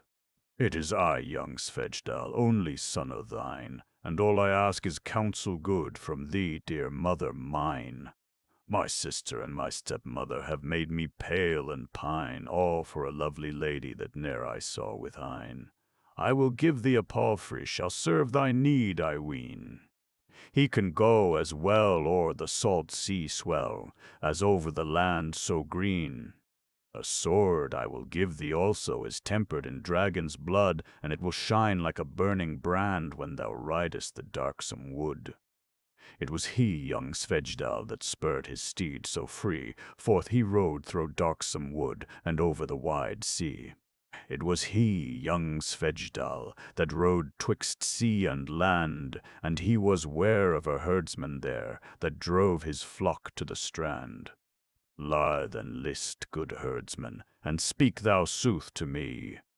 Who is it owns the flock so fair, thou drivest down to the sea? Oh, a maiden there is in this country, lies spellbound in dew and pine, all for a swainheit Svedjdal that never she saw with eyne. And knowest thou where the maiden dwells? Then hide it not from me. Whenas I am king of all this land, a knight I'll make of thee. O yonder under the linden green, there stands my lady's hold. The towers are all of the marble grey, and the doors are decked with gold. The towers are all of the marble grey, and the doors are decked with gold. Full 7 years are over and gone, since she did son behold. There stands a bear by my lady's bower, and a lion so fell to see. But art thou Svedjdal, in very sooth thou shalt pass by them free. Forth he fared, young Svedjdal, and up to the hold he went. All the locks that held it were riven asunder and rent. The bear and the lordly lion, they followed him from the door. The linden with all its silvery leaves bowed down to earth before. The linden bowed down to earth with every silver leaf, and up she stood, the maiden proud, that long had lain in grief. Up she waked, the maiden proud, when she heard the spurs a-ringing. Now thanks be unto God in heaven, who help to me is bringing. In he went, Sir Svedjdal, that was both young and fair. It was the haughty maiden that hailed his entrance there. Welcome to thee, young Svedjdal, thou noble lord of mine. Now praised be God in heaven, hath loosed us from pain and pine. Choose thy words well. 15. Thord of Hafskard. Here we have the old Norse lay of Thrimskvitha, Rimsvitha, recast and trolled forth by a medieval minstrel. He has been faithful to the grim jollity of the original poem, but, as his lilting verse has lost the trenchant battle-axe swing of the old alliterative meter, so the tale he tells is shorn of the epic dignity surrounding Valhalla and the gods. On the restoration of the Thunderer's hammer hangs the fate of the Aesir in their endless warfare with the frost giants. Its loss is a calamity such as was never known in heaven nor earth. When Freyja is asked to play the bride, her stamp shakes the celestial floor. When Thor drives to the wedding feast, earth burns under his chariot wheels. Whereas the Thord of the ballad might, for aught we are told, be a mere bonnet laird, and it is only by implication that we gather any idea of his hammer's importance. The erudite M. Pinot, Étude sur les chants populaires scandinaves, is puzzled and pained by these variations and omissions, notably that of the Aesir's council, and of Thor's indignation at the idea of assuming bridal attire. "Don't tell me," he exclaims indignantly, "that this scene of all others could be forgotten by the popular imagination." The Eddy lays, according to him, jealously guarded by the priests, were never known to the people at large, and he goes so far as to declare that the source alike of lay and ballad must be sought in some older and now non-existent form of the story. M. Pinot, in short, is a necessitarian who will not allow free will to poets. Why should not the minstrel pick and choose his incidents? Why, on M. Pinot's own showing, should not the lay have reached him in fragmentary form? The student must decide for himself. Suffice it meanwhile to say that the ballad is a capital one, and the merry jest at the end a racy substitute for the ferocious pun which concludes the original at the expense of the giant's mother. For pence a pound was what she won. 15. Thord of Hafskard. It was Thord of Hafskard o'er the blowing meads did ride. There he lost his hammer of gold, and sought for it far and wide. It was Thord of Hafskard spake with his brother bold, "Thou must fare to Norefjeld, and seek my hammer of gold." It was little Loki that donned his feather fell. Forth he flew to Norefjeld, all over the salt sea swell. All in the castle garth, his garment changed he, then entered in the stone-built hall, the giant king to see. "Now welcome, little Loki, be thou right, welcome here. How fares the country round Hafskard, and the land that lies anear?" Well fares the country round Halfsgard, and the land that lies anear, but Thord hath lost his hammer of gold, and therefore am I come here. Never shall Thord have his hammer again, although ye seek and strive. Under the earth 'tis buried deep, full 50 fathom and 5. Never shall Thord have his hammer again, for ye shall buy it dear, till ye bring me your sister Fredensborg, with all your goods and gear. It was little Loki that donned his feather fell. Forth he flew on the homeward way, all over the salt sea swell. All in the castle garth his garment changed he, then entered in the stone-built hall, his brother dear to see. Never shall Thord have his hammer again, although we seek and strive. Under the earth 'tis buried deep, full 50 fathom and 5. Never shall Thord have his hammer again, for we must buy it dear, till we take him, our sister Fredensborg, with all our goods and gear. The maiden seated on the bench, she up and spake to him, "O give me to a christened man, and not to a goblin grim. Now we will take our father, and comb his locks with care, and lead him up to Norafjeld, all for a bride so fair. Now true is the tale, one tell ye, they took that fair young bride, they spared no costly plenishing to deck her out with pride. They seated her, that beauteous bride, upon the bridal seat. Forth he came, the giant king, full fain the maid to greet. An ox that lusty bride devoured, and 30 salted swine, and drank, ere she could slake her thirst, 12 tuns of good red wine.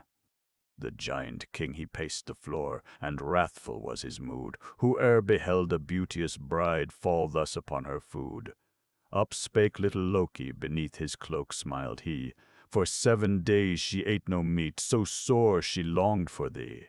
Stayed upon a mighty tree by 7 champions bold, up to the knees of the maiden they bore the hammer of gold. Up she rose, the bride, and took the hammer in her hand. Good sooth, I say, she swung it light as a willow wand. She slew the king o' the giants, that troll so fierce and grim, and the lesser trolls that sought the feast, she slew them after him. It was little Loki that spake a merry jest. Our father he is a widow now, to lead him home were best.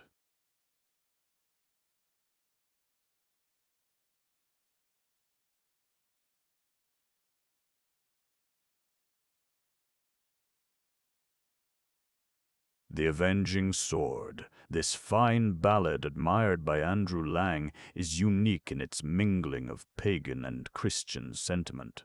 The hero, who in his berserk bloodlust spares neither wife, maid, nor suckling, whose brother the sword is possessed by a demon, who has ranged the world in pursuit of revenge, ranges it again as a penitent pilgrim bound for the heavier penance in iron chains. Since, however, the ballads concern themselves little with ecclesiastical orthodoxy, the penance is depicted as ending not at any saintly shrine, but at the grave of his enemy. The belief that the warrior's favorite weapons were animated by a mysterious personality is familiar to all students of Old Norse literature. One celebrated example occurs in Engale's Saga 79, when Hodni, stealing out with Skarfethin by night to avenge the death of Gunnar, takes down the dead hero's halberd and hears it singing aloud. Hugh and Dows. The O.N. Impersonal idiom, it sang in the halberd, hints at the indwelling soul. Then sprang up Ranveig Gunnar's mother and cried in bitter wrath, "Who is taking the halberd, which I forbade all men to touch?" "I would carry it," said Hodni to my father, "that he may have it in Valhalla and bear it at the weapon thing. Further than that," said she, "wilt thou bear it, even to thy father's avenging, for the halberd declares the death of one man or more." That magical forces, once unchained, might end by destroying their liberator, that the naming of the name conferred power over the name's possessor, are superstitions common to almost all primitive races. Versions of this ballad exist in Swedish, Norwegian, and Faroese. The Avenging Sword. Sir Peter rode to the castle door, the King of Danes he stood before. Forward, hurrah, ride forward, welcome, Sir Peter, comrade mine. Say, hast thou avenged that sire o' thine? Oh, I have been so southerly, until the sun bowed down to me, and I have been so westerly until the sun sank near to me. And I have been so northerly until the frost was frore to see, and I have been so easterly until the day was fair to see, but never did I find the wight could read me my father's death aright. Oh, say, what wilt thou give the wight can read thee thy father's death aright? Of silver he shall have his fill, and of golden coin whate'er he will. Yea, more I'll give to him, a ship in sailing trim. He smiled, the king his words to heed, here stands he that did the deed. By God in heaven I tell thee true, none but I thy father slew. Sir Peter smote himself on the breast. Heart, bide still, nor break thy rest. Heart, lie still, bide patiently, sure and swift shall my vengeance be. In the garth Sir Peter stayed, to speak with his good blade. Hearken, sword so good, wilt drink thy fill of blood? Good brown brand, wilt fight for me? No brother have I on earth but thee. Oh, say, how can I fight for thee? My hilt lies broken in pieces three. To the smith his way he wended, that the hurt might be amended. He gave him iron, he gave him steel, of proof and price the hurt to heal. Good brown brand, wilt fight for me? No brother have I on earth but thee. Be only in thy blows so stern, as I'll be swift in point to turn. Be only in thy blows so stout, as I in hilt will bear thee out. Sir Peter sought the hall, where the knights were drinking all.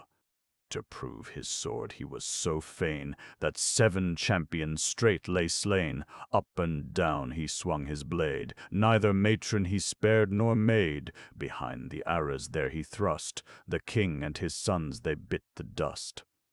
Up spake the babe, in cradle lay, a red revenge dost thou wreak today.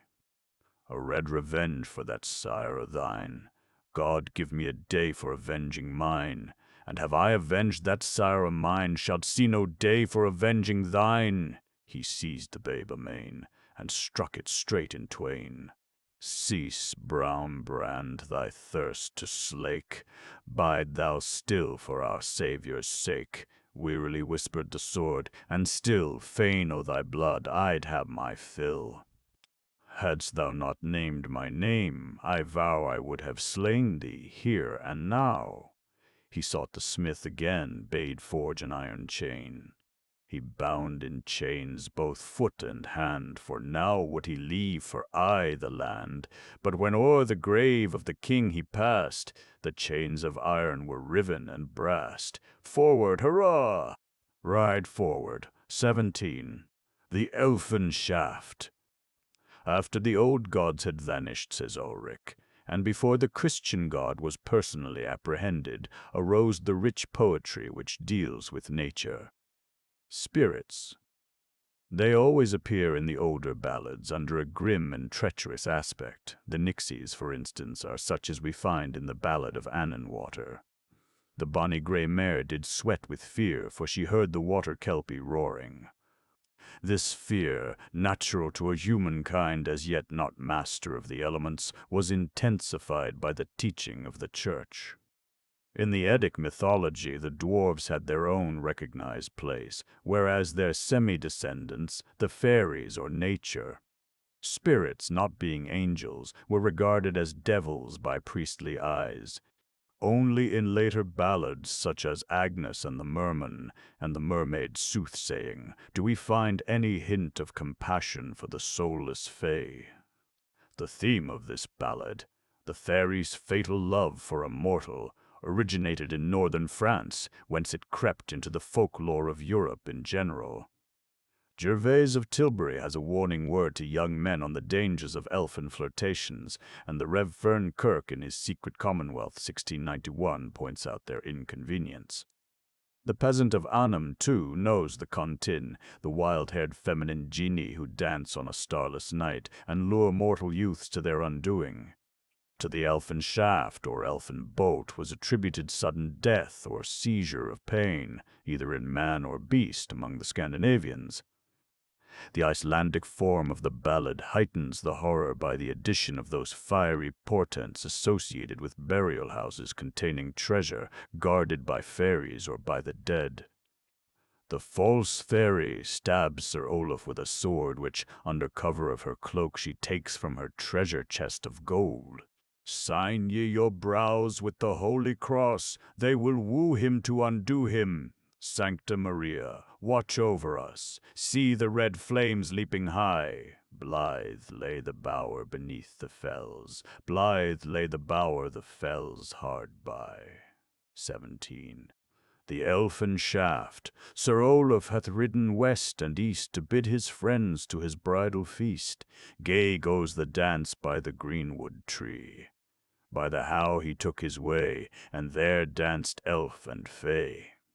There they danced in blithesome band. The elf king's daughter reached forth her hand. The elf king's daughter, her hand stretched, she, and will Sir Olaf tread a measure with me? I may not, I dare not the measure tread. Tomorrow morn shall I be wed. Oh, tread now a measure, Sir Olaf, with me. 2 buckskin boots will I give to thee. Boots well beseeming a knight so bold, with spurs thereto of red, red gold. Oh, tread now a measure, Sir Olaf, with me. A silken kirtle I'll give to thee, a silken kirtle so fair and fine that my mother bleached in the pale moonshine. I may not, I dare not the measure tread. Tomorrow morn shall I be wed. Oh, tread now a measure, Sir Olaf, with me. An orb of gold I will give to thee. An orb of gold I fain would win, but I may not dance with the fairy kin, and if thou wilt not dance with me, scathe and sickness shall follow thee. She struck Sir Olaf under his heart, deep in its roots he felt the smart. She lifted him up on his horse of pride. Go home, and seek thy bride. Oh, he rode up to his castle door, and it was his mother that stood before. Lithe now, and listen, Sir Olaf, my son. Why is thy cheek so white and wan? Well may my cheek be wan and white. I have seen the elf-maid sport tonight. Lithe now, and listen, dear son of mine. What shall I say to that bride of thine? Shalt say I am in the mead, proving hound and steed.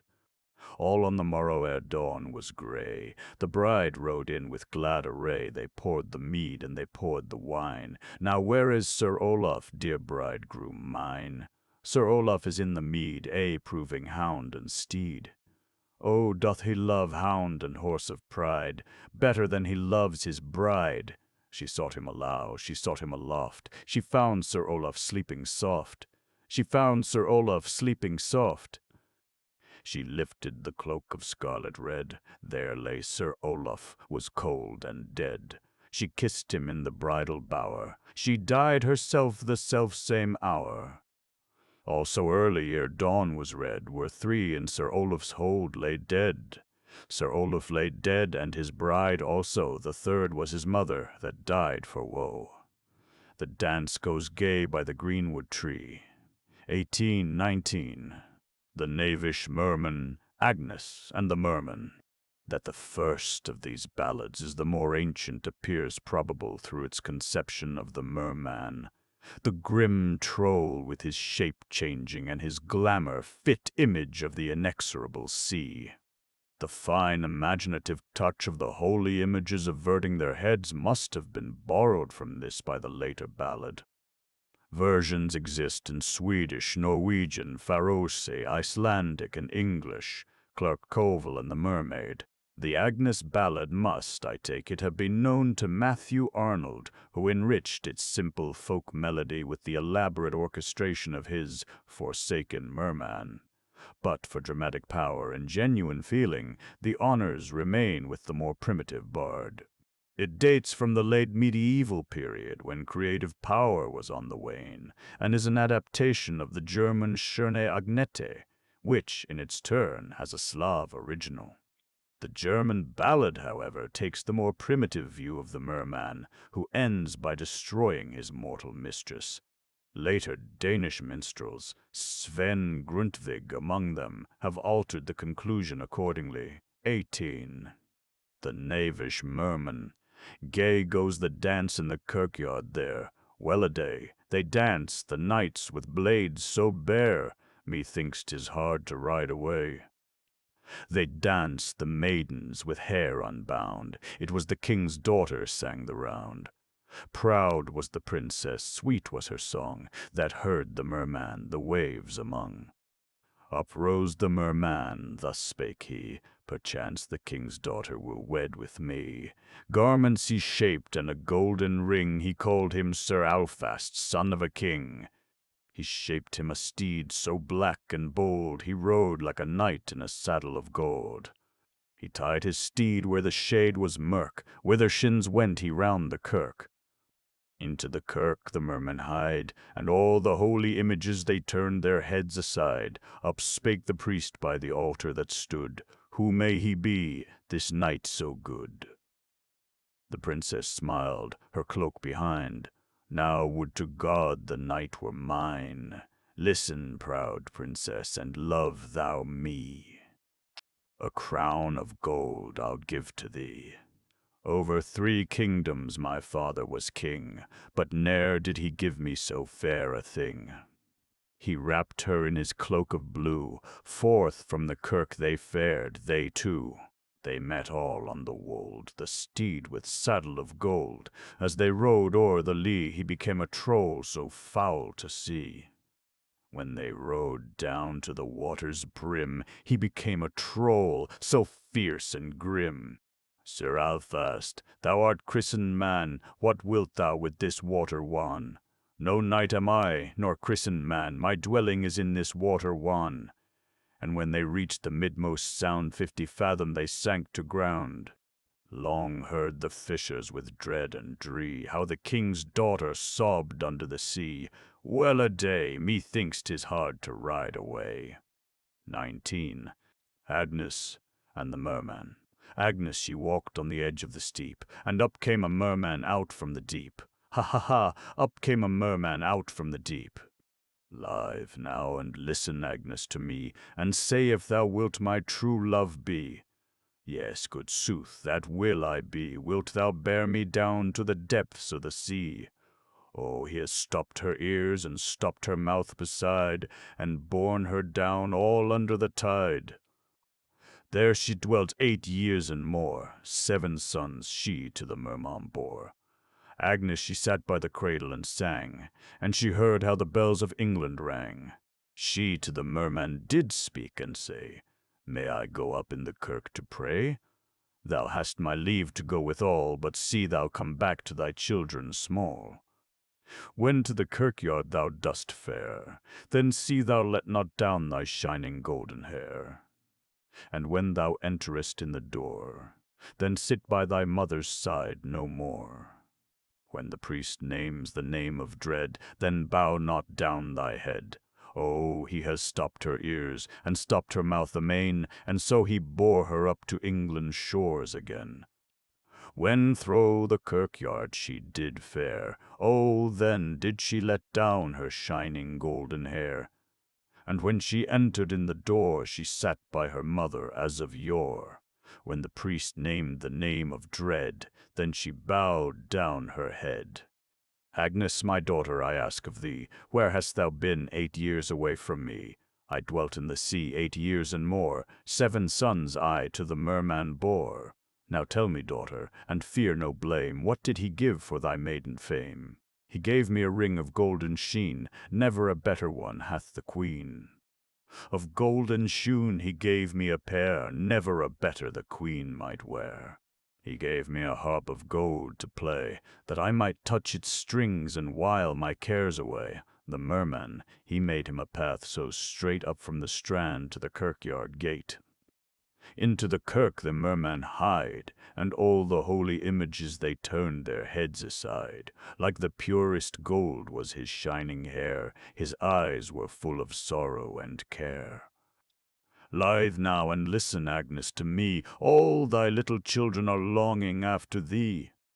Let them long as they will, let their longing be sore, I shall return to them nevermore. Oh, think of the big ones, and think of the small, of the baby in the cradle think thou most of all. I think not of the big ones, I think not of the small, of the baby in the cradle I'll think least of all. Of the baby in the cradle I'll think least of all. 20. The Enchanted Maiden. The story told by this ballad takes us into no very remote region of faerie. Wicked stepdame, enchanted maid, and knightly deliverer are all familiar personages. The belief in human blood as means whereby the bewitched mortal is delivered from the beast likeness is found in the folklore of many nations, and may be a dim memory of sacrificial cannibal feasts. But the beautiful introductory stanzas are noteworthy, for such detailed descriptions of nature occur but rarely in ballads, Danish or other. This one recalls the famous opening of one among the ballads of Robin Hood. In summer when the shores be sheen, and leaves be large and long, it is full merry in fair forest to hear the fowler's song, to see the deer draw to the dale, and leave the hills high, and shelter them in the leaves green, under the greenwood tree. A verse of another Danish ballad might have been spoken by Little John, who bids his dear master pluck up heart, and think this is a merry time, all in a morning of May, os fry de arsens tidog tag det maj I morgen, eer den kommer os alle til behag alt behad, til behag alt mar. The Enchanted Maiden. Oh, well I wot where the greenwood grows, that standeth beside the firth, and in it there grow the fairest trees that a man may see on earth. Therein the willow and linden grow, the fairest a man may find, and under them play the lordly beasts that men call hart and hind. There they play, both hind and hart, and the beasts of the fair forest, and there she plays, the lily-white hind, with gold beneath her breast. It was Niels Erlandsen rode forth the deer to take, there he saw the lily-white hind that ran through bush and brake, so the knight hath won his lady. After went Niels Erlandsen, that longed for her so sore, but never might he reach the hind for 3 days' space and more. Snares he set on every path where'er the hind might go, but all so cunning was she, he might not take her so. Sir Niles thro' the greenwood rode after her in vain, his hounds he loosed by 2 by 3 to run her down amain. So hot the hounds went on her trail, that never might she scape. She changed her all by gramarye, and fled in a falcon's shape. She shaped her as a falcon fleet, and perched in the linden green. Under the tree Sir Niles stood, and sighed for toil and tene. Sir Niles took an axe in hand, to fell the linden tree, when out there sprang a yeoman fierce, that smote the shaft in 3. And wilt thou fell my father's wood, and all by wrongful power I swear to thee, Niles Erlandsen, thou shalt abye it sore. Now let me fell this single tree, this tree alone of thine, for but I take the falcon fair, I die of dule and pine. Now lithe and listen, thou fair young knight, to the counsel that I bring, ne'er shalt thou take her until she taste the flesh of a tammed thing. A gobbet he hewed from out his breast, and that was mickle pain. She spread her wings, and down she flew, and fell on the bait amain. She spread her wings, and down she flew, and on the bait she fell. She changed her shape to the fairest maid that ever tongue might tell. She stood in a sark of silk so red, where the linden tree did blow. The knight he took her in his arms, and there she wept her woe. Oh, I sat and broidered lily and rose, I guided my father's gear, when in she came, my false stepdame, that never held me dear. She shaped me all as a lily-white hind, to run in fair greenwood, and my 7 maidens as 7 wolves, and bade them have my blood. The maid stood under the linden tree, and loosed her golden hair, and thither they came that erst were wolves, her 7 maidens fair. Now, thanks to thee, Nilus Erlendsson, hast loosed me from sore alarms. Never shalt thou seek slumber, but in my lily-white arms. Now, thanks to thee, Nilus Erlendsson, hast saved me from pain and pest. Never shalt thou seek slumber, but on my lily-white breast. So the knight hath won his lady. Miscellaneous Ballads. 21, 22. Torben's Daughter. The Maiden at the Thing. Torben's Daughter is a fine example of compressed dramatic narration. We are not even told the names of hero and heroine. It is interesting also as depicting the simplicity of antique manners when a knight might be found holding the plough. The maiden who pledges her father's slayer behaves, though in all innocence, as does the false wife of the Baron of Brackley. The lady she feasted them, carried them ben, she laughed was the men that her baron had slain. The second ballad is that which, greatly daring, sings the praises of simple worth, thus expressing a tendency doomed by the spirit of later times. Unlike the reprover of Clara Vere de Vere, the minstrel adorns his theme with a dry humor that spares neither hero nor heroine, dowdy country maid and dandified lordling. That is an excellent touch, verse 3, which shows the former's resentment of the pert page's remarks on her garments. So is her artful reference to the excellent appetite which will reward her future lord's agricultural exertions. The ancient wisdom of feed the brute. The ballad craves a sequel, to be entitled The Husband Turned Husbandman. 21. Torben's Daughter. Oh, we were many sisters, small, on the lea, so early did our father fall. The day it is dawning, and the dew it is falling so free. All on a Sunday evening they scoured both spear and sword. All on a Monday morning wrathful they rode abroad. When they went by the northern shore, Sir Torben ploughing his land they saw. There stand'st thou, Sir Torben, so fair and fine. Now pay me blood money for kinsman mine. I will give thee farm and stead, I will give thee my daughter so fair a maid. We come not hither for house nor land, we come for the blood of thy red right hand. They hewed Sir Torben to pieces small as the leaves that under the linden fall. They're ridden up to Sir Torben's stead, and there stood his daughter so fair a maid. She stood as slim as a willow wand, with a goblet of gold in either hand. She poured the wine with sport and play. She pledged the man who her sire did slay. Now had I guessed thee so mild of mood, I ne'er had spilt thy father's blood. And if thou hast my father slain, then I must dree right bitter pain. And have I done ill to thee thereby, thou shalt fare hereafter as well as I. He set her up on his steed so true, he wrapped her in his cloak of blue. They rode away o'er the darksome heather. On the lea never more did she see her father. The day it is dawning, and the dew it is falling so free. 22. The Maiden at the Thing.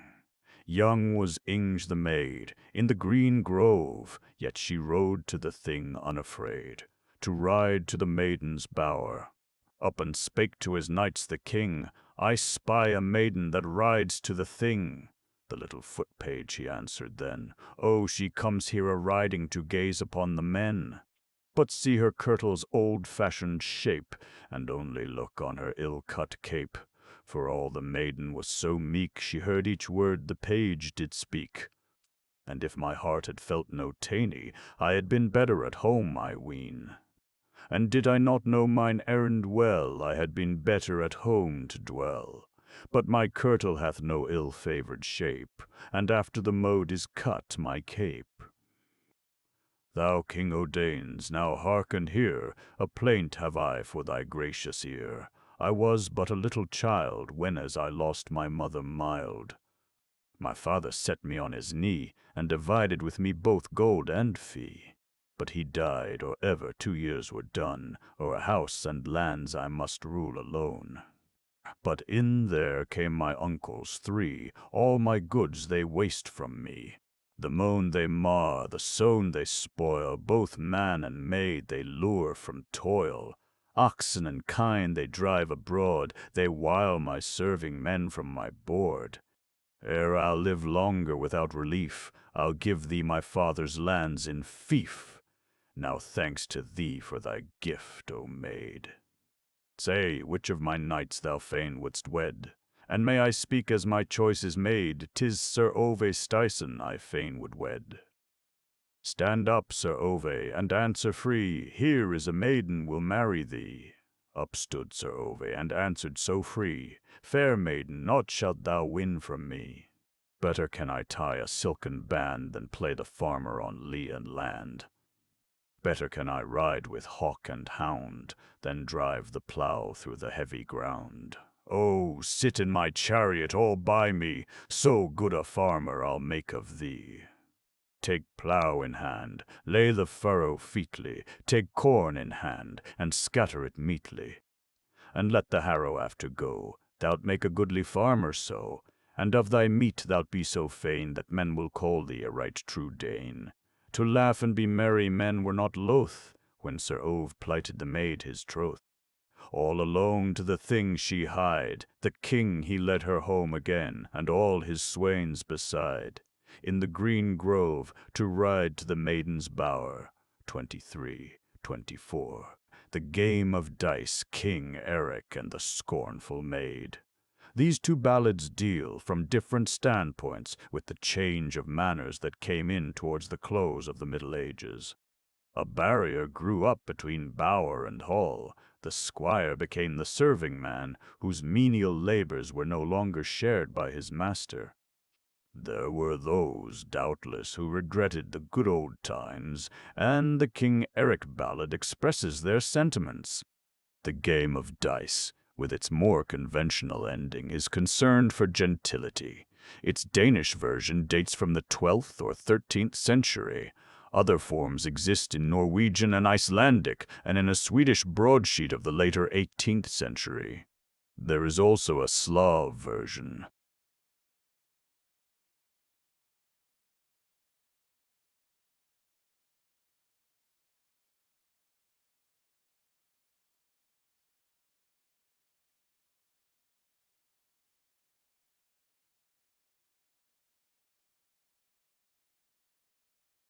The game of dice. Hearken here, thou good young swain, and play at dice with me. Oh, ne'er have I the ruddy gold to wager here with thee. Because they played and threw the dice of gold. Oh, wager now thy goodly hat, although it be of grey, and I will wager my snoot of pearl, shalt take it, and thou may. When first the dice of gold upon the board did run, the youth he lost his wager, and glad the maiden won. Hearken here, thou good young swain, and cast the dice with me. Oh, ne'er have I the ruddy gold to wager here with thee. Now wager thou thy kirtle, although it be of grey, and I will wager my golden crown, shalt take it, and thou may. When next the dice of gold upon the board did run, the youth he lost his wager, and glad the maiden won. Hearken here, thou good young swain, and play at dice with me. Oh, ne'er have I the ruddy gold to wager here with thee. Thy hosen shalt thou wager, and shoon shalt wager both. I'll set thereto my honour, but and my plighted troth. And when the dice of gold upon the board were cast, the youth he won the wager, and sad the maiden lost. Hearken here, young jackanapes, and get thee gone from me. My knife adorned with silver, that will I give to thee. Thy knife adorned with silver, I'll take it when I may, but I will have the maiden I won with dice at play. Hearken here, young jackanapes, and get thee gone from me. 7 silk-sewn kirtles, or will I give to thee? Thy 7 silk-sewn kirtles I'll take whenas I may, but I will have the maiden I won with dice at play. Hearken here, young jackanapes, and get thee gone from me. A white steed and saddle, those will I give to thee. White steed and saddle I'll take whene'er I may, but I will have the maiden I won with dice at play. Hearken here, young jackanapes, and get thee gone from me. My hold and my castle, those will I give to thee. Thy hold and thy castle I'll take them when I may, but I will have the maiden I won with dice at play. The maiden sought her bower, and there her locks arrayed. Now for the match that I must make, God help me, luckless maid. Or with his sword a-playing, the youth he up and spake, O better far than thy deserts the match that thou shalt make. O better far than thy deserts the match that thou shalt make. For I am ne'er a jackanapes, Alto, be thy word. I am the noblest son of kings that ever walked abroad. Art thou the noblest son of kings that ever walked abroad? Then shalt thou have mine honor, but and my plighted word, because they played and threw the dice of gold.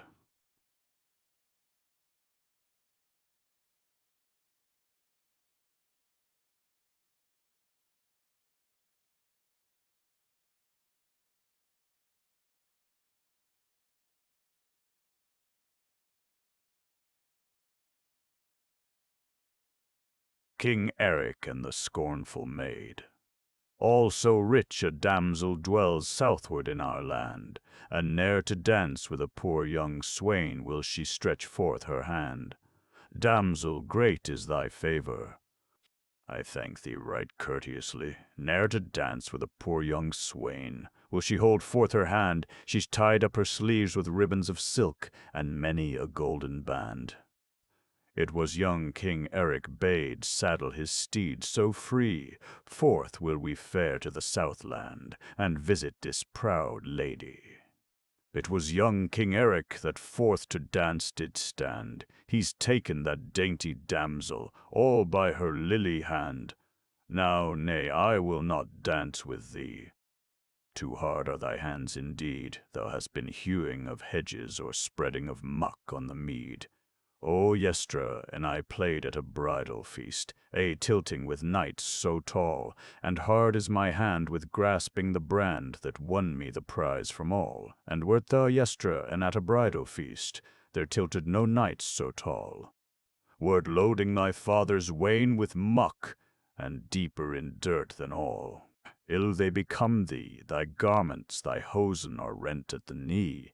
Thy master hath given thee holiday, so thou must ride speedily. Are there no tailors, women or men, here in this town of thine, can cut me clothes of the scarlet cloth and sew them with silk so fine? Tailors there are, both women and men, here in this town o' mine, can cut thee breeches of wadmau coarse and sew them with hempen twine. Lithe and listen, thou haughty maid, wilt yield thy love to me. All the gold that in Denmark lies, thy portion it shall be. All the gold that in Denmark lies is held in strong duress. Get thee gone and patch thy shoon. Thy feet will ache the less. Up spake the lady's serving maid, as boldly as she might, and it is young King Eric that thou dost scorn and spite. And is it young King Eric that I have scorned and shent? Methinks I have done an evil deed, and sore do I repent. All in the midst of my father's garth there standeth a linden green, and many a knight and lady fair hold tryst beneath unseen. All in the midst of thy father's garth there standeth a linden green, and many a thief and rascal wight hold tryst beneath unseen. Lady, great is thy favor. I thank thee right courteously. 25. The Maiden's Morning Dream. This ballad is a special favorite throughout Scandinavia. S. Grundtvig dates it from the 12th century, the period of the Wendish invasions, and inclines to consider it as founded on fact. But, as Ulrich points out, the Wend King here rides up not as marauder but as fairy prince, so that the ballad was probably composed later and borrowed his figure, a shadow of old, unhappy, far-off things from earlier ones composed during the time of Wendish warfare. My translation of verse 21 hardly does justice to the original. Vesely in dat doren tren, da var det ret som solen sken. 25. The Maiden's Morning Dream. To the bower went Risley, but a Frankish mile away, and the maid awakened she. The wens come up to the castle, with honor and praise should maidens awake, but a whip for the waking did Riselli take. If thou dost lie and sleep so late, never a knight wilt thou win for mate. Oh, better I love my morning dream than other maids their silken seam. Methought I was but a spirit light, to the land of the wens I took my flight. So wide my wings were spanned, they covered lea and land. I set me down on a linden root, and the branches bowed beneath my foot. Now heed, O niece, what I say to thee, shalt give thy morning dream to me. Shalt give to me thy morning dream, and I'll give thee o'er my summer's seam. Oh, keep thyself thy summer's seam. Far dearer to me is my morning dream. Oh, scarcely had they done debate when the Wendish king rode up to the gate. The Wendish king rode up to the door. Risley went and stood before. Welcome, noble lord of mine. Now shall I pour thee mead or wine? I will have nor mead nor wine, but I will see Veselile, niece o' thine. But 5 years old is Veselile, she bides with her foster mother still. And an she were but 3 years old, these eyes the maiden must behold. My other maid sits sewing still, but never of sleep can she have her fill. Into the hall the king she led, and forth to seek her niece she sped. Her hair she tore, her face she struck. Woe worth thee, Veselil, for thy good luck. Now do thou on thy garments bright, for thou shalt see the king tonight. Into the hall did Veselil fare, and it seemed as the sun shone in with her. Oh, never a maiden did I behold, was grown so well for 5 years old. He stroked her on her cheek so white, he called her love and heart's delight. I give thee my word, O Veselil, shalt sleep as long as thou hast a will. They clad her all in silken weed, they lifted her on the good grey steed. They set on her head a crown of gold, and the king he led her from the hold. But a Frankish mile away, the wens come up to the castle, 26 Sir Carrel's Likey Park. This 16th century ballad has a Scots parallel in Willie's Wake, and versions of the same story are found in Italy, Hungary, Bulgaria, and Galicia, but whether it traveled from south to north or vice versa cannot be determined. Little Kirsten's self-betrayal in owning her love for the supposedly dead man is peculiar to the northern form. The wistful, delicate humor, moreover, of the 2 concluding verses seems to me characteristically Danish, their author a literary ancestor of Hans Andersen. It was young Sir Carol his mother's raid did pray, if he should to the cloister ride, and bear his love away. The roses and the lilies all a-blowing. Shalt seem to die, a corse shalt lie, and shroud the bier upon, and ne'er a one will seek to prove if thou art living man. Late, so late at even, the sickness on him fell, all in the morning early they tolled for him the bell. They've ta'en him, young Sir Carol, and streaked him for a course, and all to tell the tidings his page has taken horse. Up and into the cloister, all with the bier they hide, the prior came to meet them with mickle pomp and pride. Forth they went, the singing boys, clad all in scarlet red. They bade the maidens come to watch, for young Sir Carl is dead. It was little Kirsten spake with her mother dear, and may I to the watching wend over Sir Carol's bier. Yea, do thou on thy scarlet weed, and deck thy head with gold. But be thou ware of young Sir Carl, his wiles are manifold, his wiles are manifold. She entered in, the little maid, amid the tapers' shine. She could not see them burning bright, so tearful were her eyne. Beside his head she sat her down, and for his soul she prayed. Alas, thou wast my heart's delight in the days ere thou wast dead. Beside his feet she sat her down, and smoothed the linen white. Oh, in the days ere thou wast dead, thou wast my heart's delight. Right softly then he up and spake, Now cease from tenny and tear, For lo, 'tis all for love of thee, I lie upon the bier. For lo, 'tis all for love of thee, I lie upon the bier. My steed stands in the cloister garth, tarrying all for thee. Wilt thou now, little Kirsten, fare forth afar with me? It was young Sir Carroll rose straightway from the dead, and as they reached the cloister door, a gay good night she bade. The nuns they all sat silent, and on their books read they. They thought 'twas Geode's good angel that bore the maid away. The nuns they all sat silent, each to herself said she, God grant that his good angel may come eftsoon for me. The roses and the lilies all a-blowing. 27. Age and Else. This ballad may be compared with our own, Sweet William and May Margaret, Sweet William's Ghost, and the conclusion of Clerk Saunders. The same theme gave rise to ballads in Sweden, Brittany, Germany, Spain, Italy, Greece, and the Slav countries. The idea of a dead lover's return to his sweetheart is one so natural that we surely need not hark back for its Danish source to the classical lay of Helge and Sigrun. It inspires another fine ballad, Sir Morten of Fuglesang, whose burden was borrowed by Longfellow in his poetical version of Olaf Tryggvason's saga. Tales of a Wayside Inn. The line in verse 6, No cloak had he, refers to the custom of smiting the door with a fold of the cloak.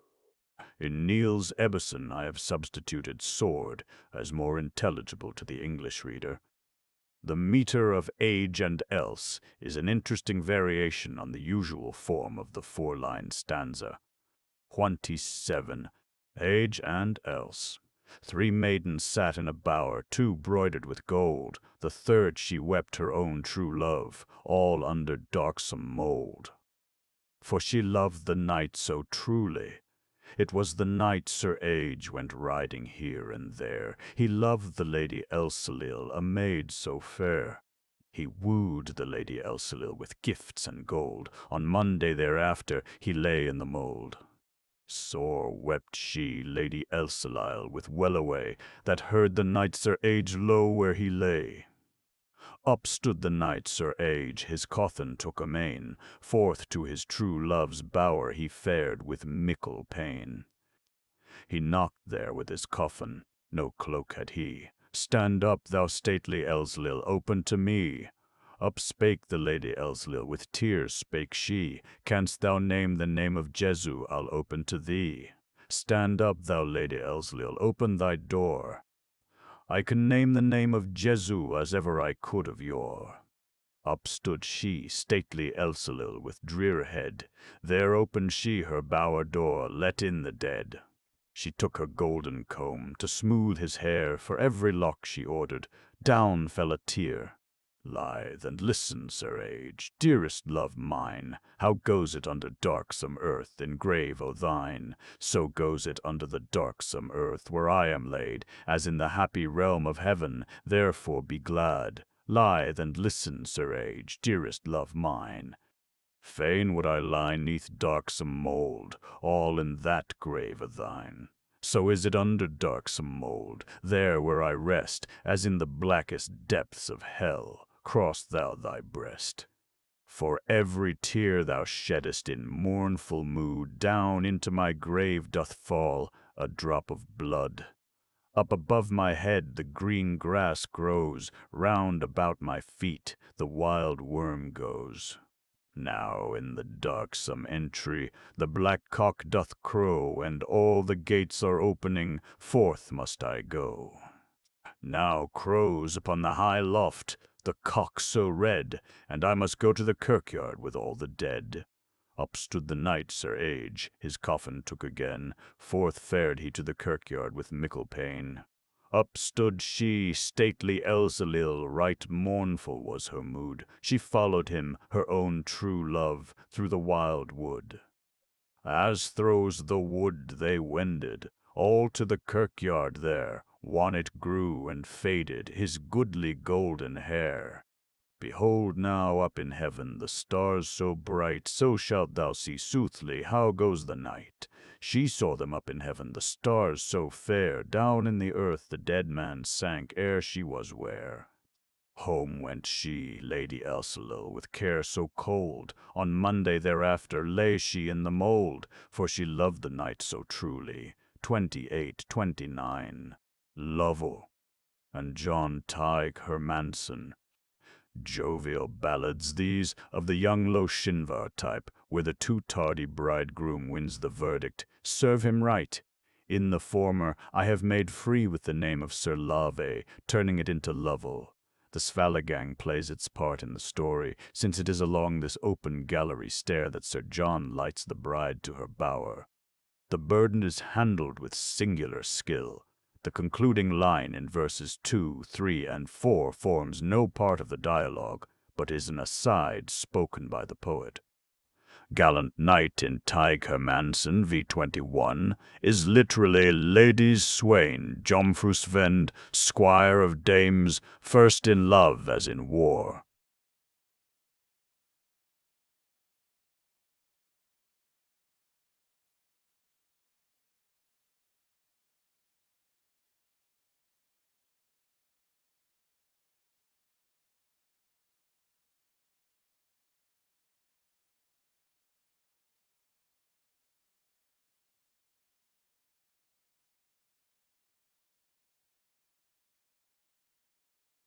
Lovell and John. Lo now, I bid you, my merry men all, put your armor on, bind on your helms of the burning gold, and follow Sir John. Sir Peter home from the Thing did fare. Put your armor on. Forth came little Kirsten to meet him there, and ask after John. Welcome, dear father, home from the Thing. Put your armor on. Tell me what tidings hast thou to bring? What news of Sir John? These are the tidings I have for thee. Put your armor on, that young Sir Lovell thy bridegroom shall be. And not Sir John. If young Sir Lovell my bridegroom shall be, put your armor on. Sorrow and care shall he have with me. While he lives, Sir John, Sir Lovell to bridal feast doth speed. Put your armor on. Sir John hath bidden them shoe his steed. I go with him, said John. Sir John he rode to the blithe bridal. Put your armor on, high on his horse in his coat of mail. I come, said John. When the dew fell fast and the eve was sped, put your armor on. The bride must go to the bridal bed. I go thither, said John. They led the bride to the bridal bower. Put your armor on. Sir John he carried the torch before.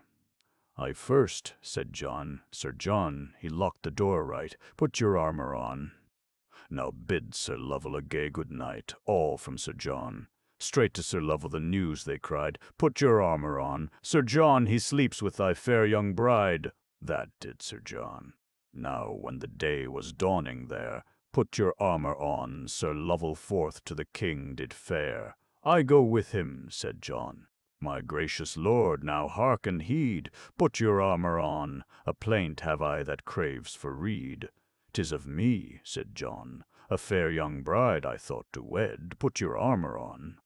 But another knight took the bride instead. That was I, said John.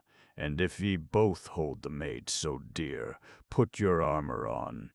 Now for her sake ye shall break a spear. I shall win, said John. The first of the courses they rode so free. Put your armor on. Sir Lovell's horse fell on his knee. Hold up, said John. And when they rode to the joust again, put your armor on. Sir Lovell's neck was broken in twain. Lie there, said John. She clapped her hands, the dainty dame. Put your armor on. Ne'er did I see so fair a game. Thus he won, Sir John. Bind on your helmets of burning gold, and follow, Sir John. Lit be ye well bone, I ver vel bone. 29. Tig Hermansen. All on a Saturday morning it rained both far and wide, and it was Tig Hermansen that should fetch home his bride. I will ride forth to seek for a fair one. The knight looked forth from the window, the burn it ran so high. My bride is not so dear to me that I for her should die. Now hearken, Nilaus Bendixen, long-legged is thy steed. Fetch home my bride for love of God, and help me in my need. Up spake Nilaus Bendixen, he spake a word so free, and if I fetch thee home thy bride, be sure I'll cozen thee. It was Nilaus Bendixen that rode the bride to meet. Silk and samite floated about his horse's feet. His swains were clothed in samite, with ouches of gold beside. Unto the kirk they've ridden, all with the fair young bride. The bride, she stood at kirkyard gate, red as a rose in bloom. She looked out over the water, and where is the bonny groom? Up spake Nilaus Bendixen, he spake right joyfully. He dared not cross the burn today, for the water ran so high. All on the bridal bench, the bride right modestly she sate. They looked out over the water, the bridegroom tarries late. They poured in cups of silver, the mead and wine so red. All in the evening early the bride must seek her bed. They led her in, the fair young bride, all to her chamber door. Forth went knights and pages to bear the torch before. Oh, they laid her in the bridal bed, and she was a dainty dame. She tarried there 3 hours and more, and ne'er a bridegroom came. The priests they stood by the bridal bed, and sang as best they mote, Now who shall sleep beside our bride, since the bridegroom cometh not? Up stood Nilaus Bendixen, cast off his silver shoon. Now I will plight her faith and troth, and sleep by her eftsoon. I wot their heart were merry as they pledged the bonny bride. All save Tig Hermansen dared not the water ride. All save Tig Hermansen dared not the water ride. Now on the Wednesday after the flood began to fall, over came Tig Hermansen, and his followers all. It was Tig Hermansen did to the castle fair. She stood without, the bonny bride, wrapped all in cloak of vair. Oh, high she held her head, I wis, and spake with haughty cheer, Away with thee, Tig Hermansen, no welcome hast thou here. Now lithe and listen, proud Lislil, this blame I have for thee hast plighted troth with another man, so hast thou cozened me. Hearken, Tig Hermansen, this word I tell thee plain, never I'll wed the man dares not ride out in the rain. Now hadst thou been a gallant knight, and pledged a lady word, thou wouldst have braved the billows blue, all with thy naked sword. Oh, I will enter a cloister, and learn the monkish lore. But know, thou haughty Leslil, thou'lt see my face no more. Oh, go thy ways where'er thou wilt, let all thy prating be. For had I bread and cheese for two, there should be none for thee. I will ride forth to seek for a fair one.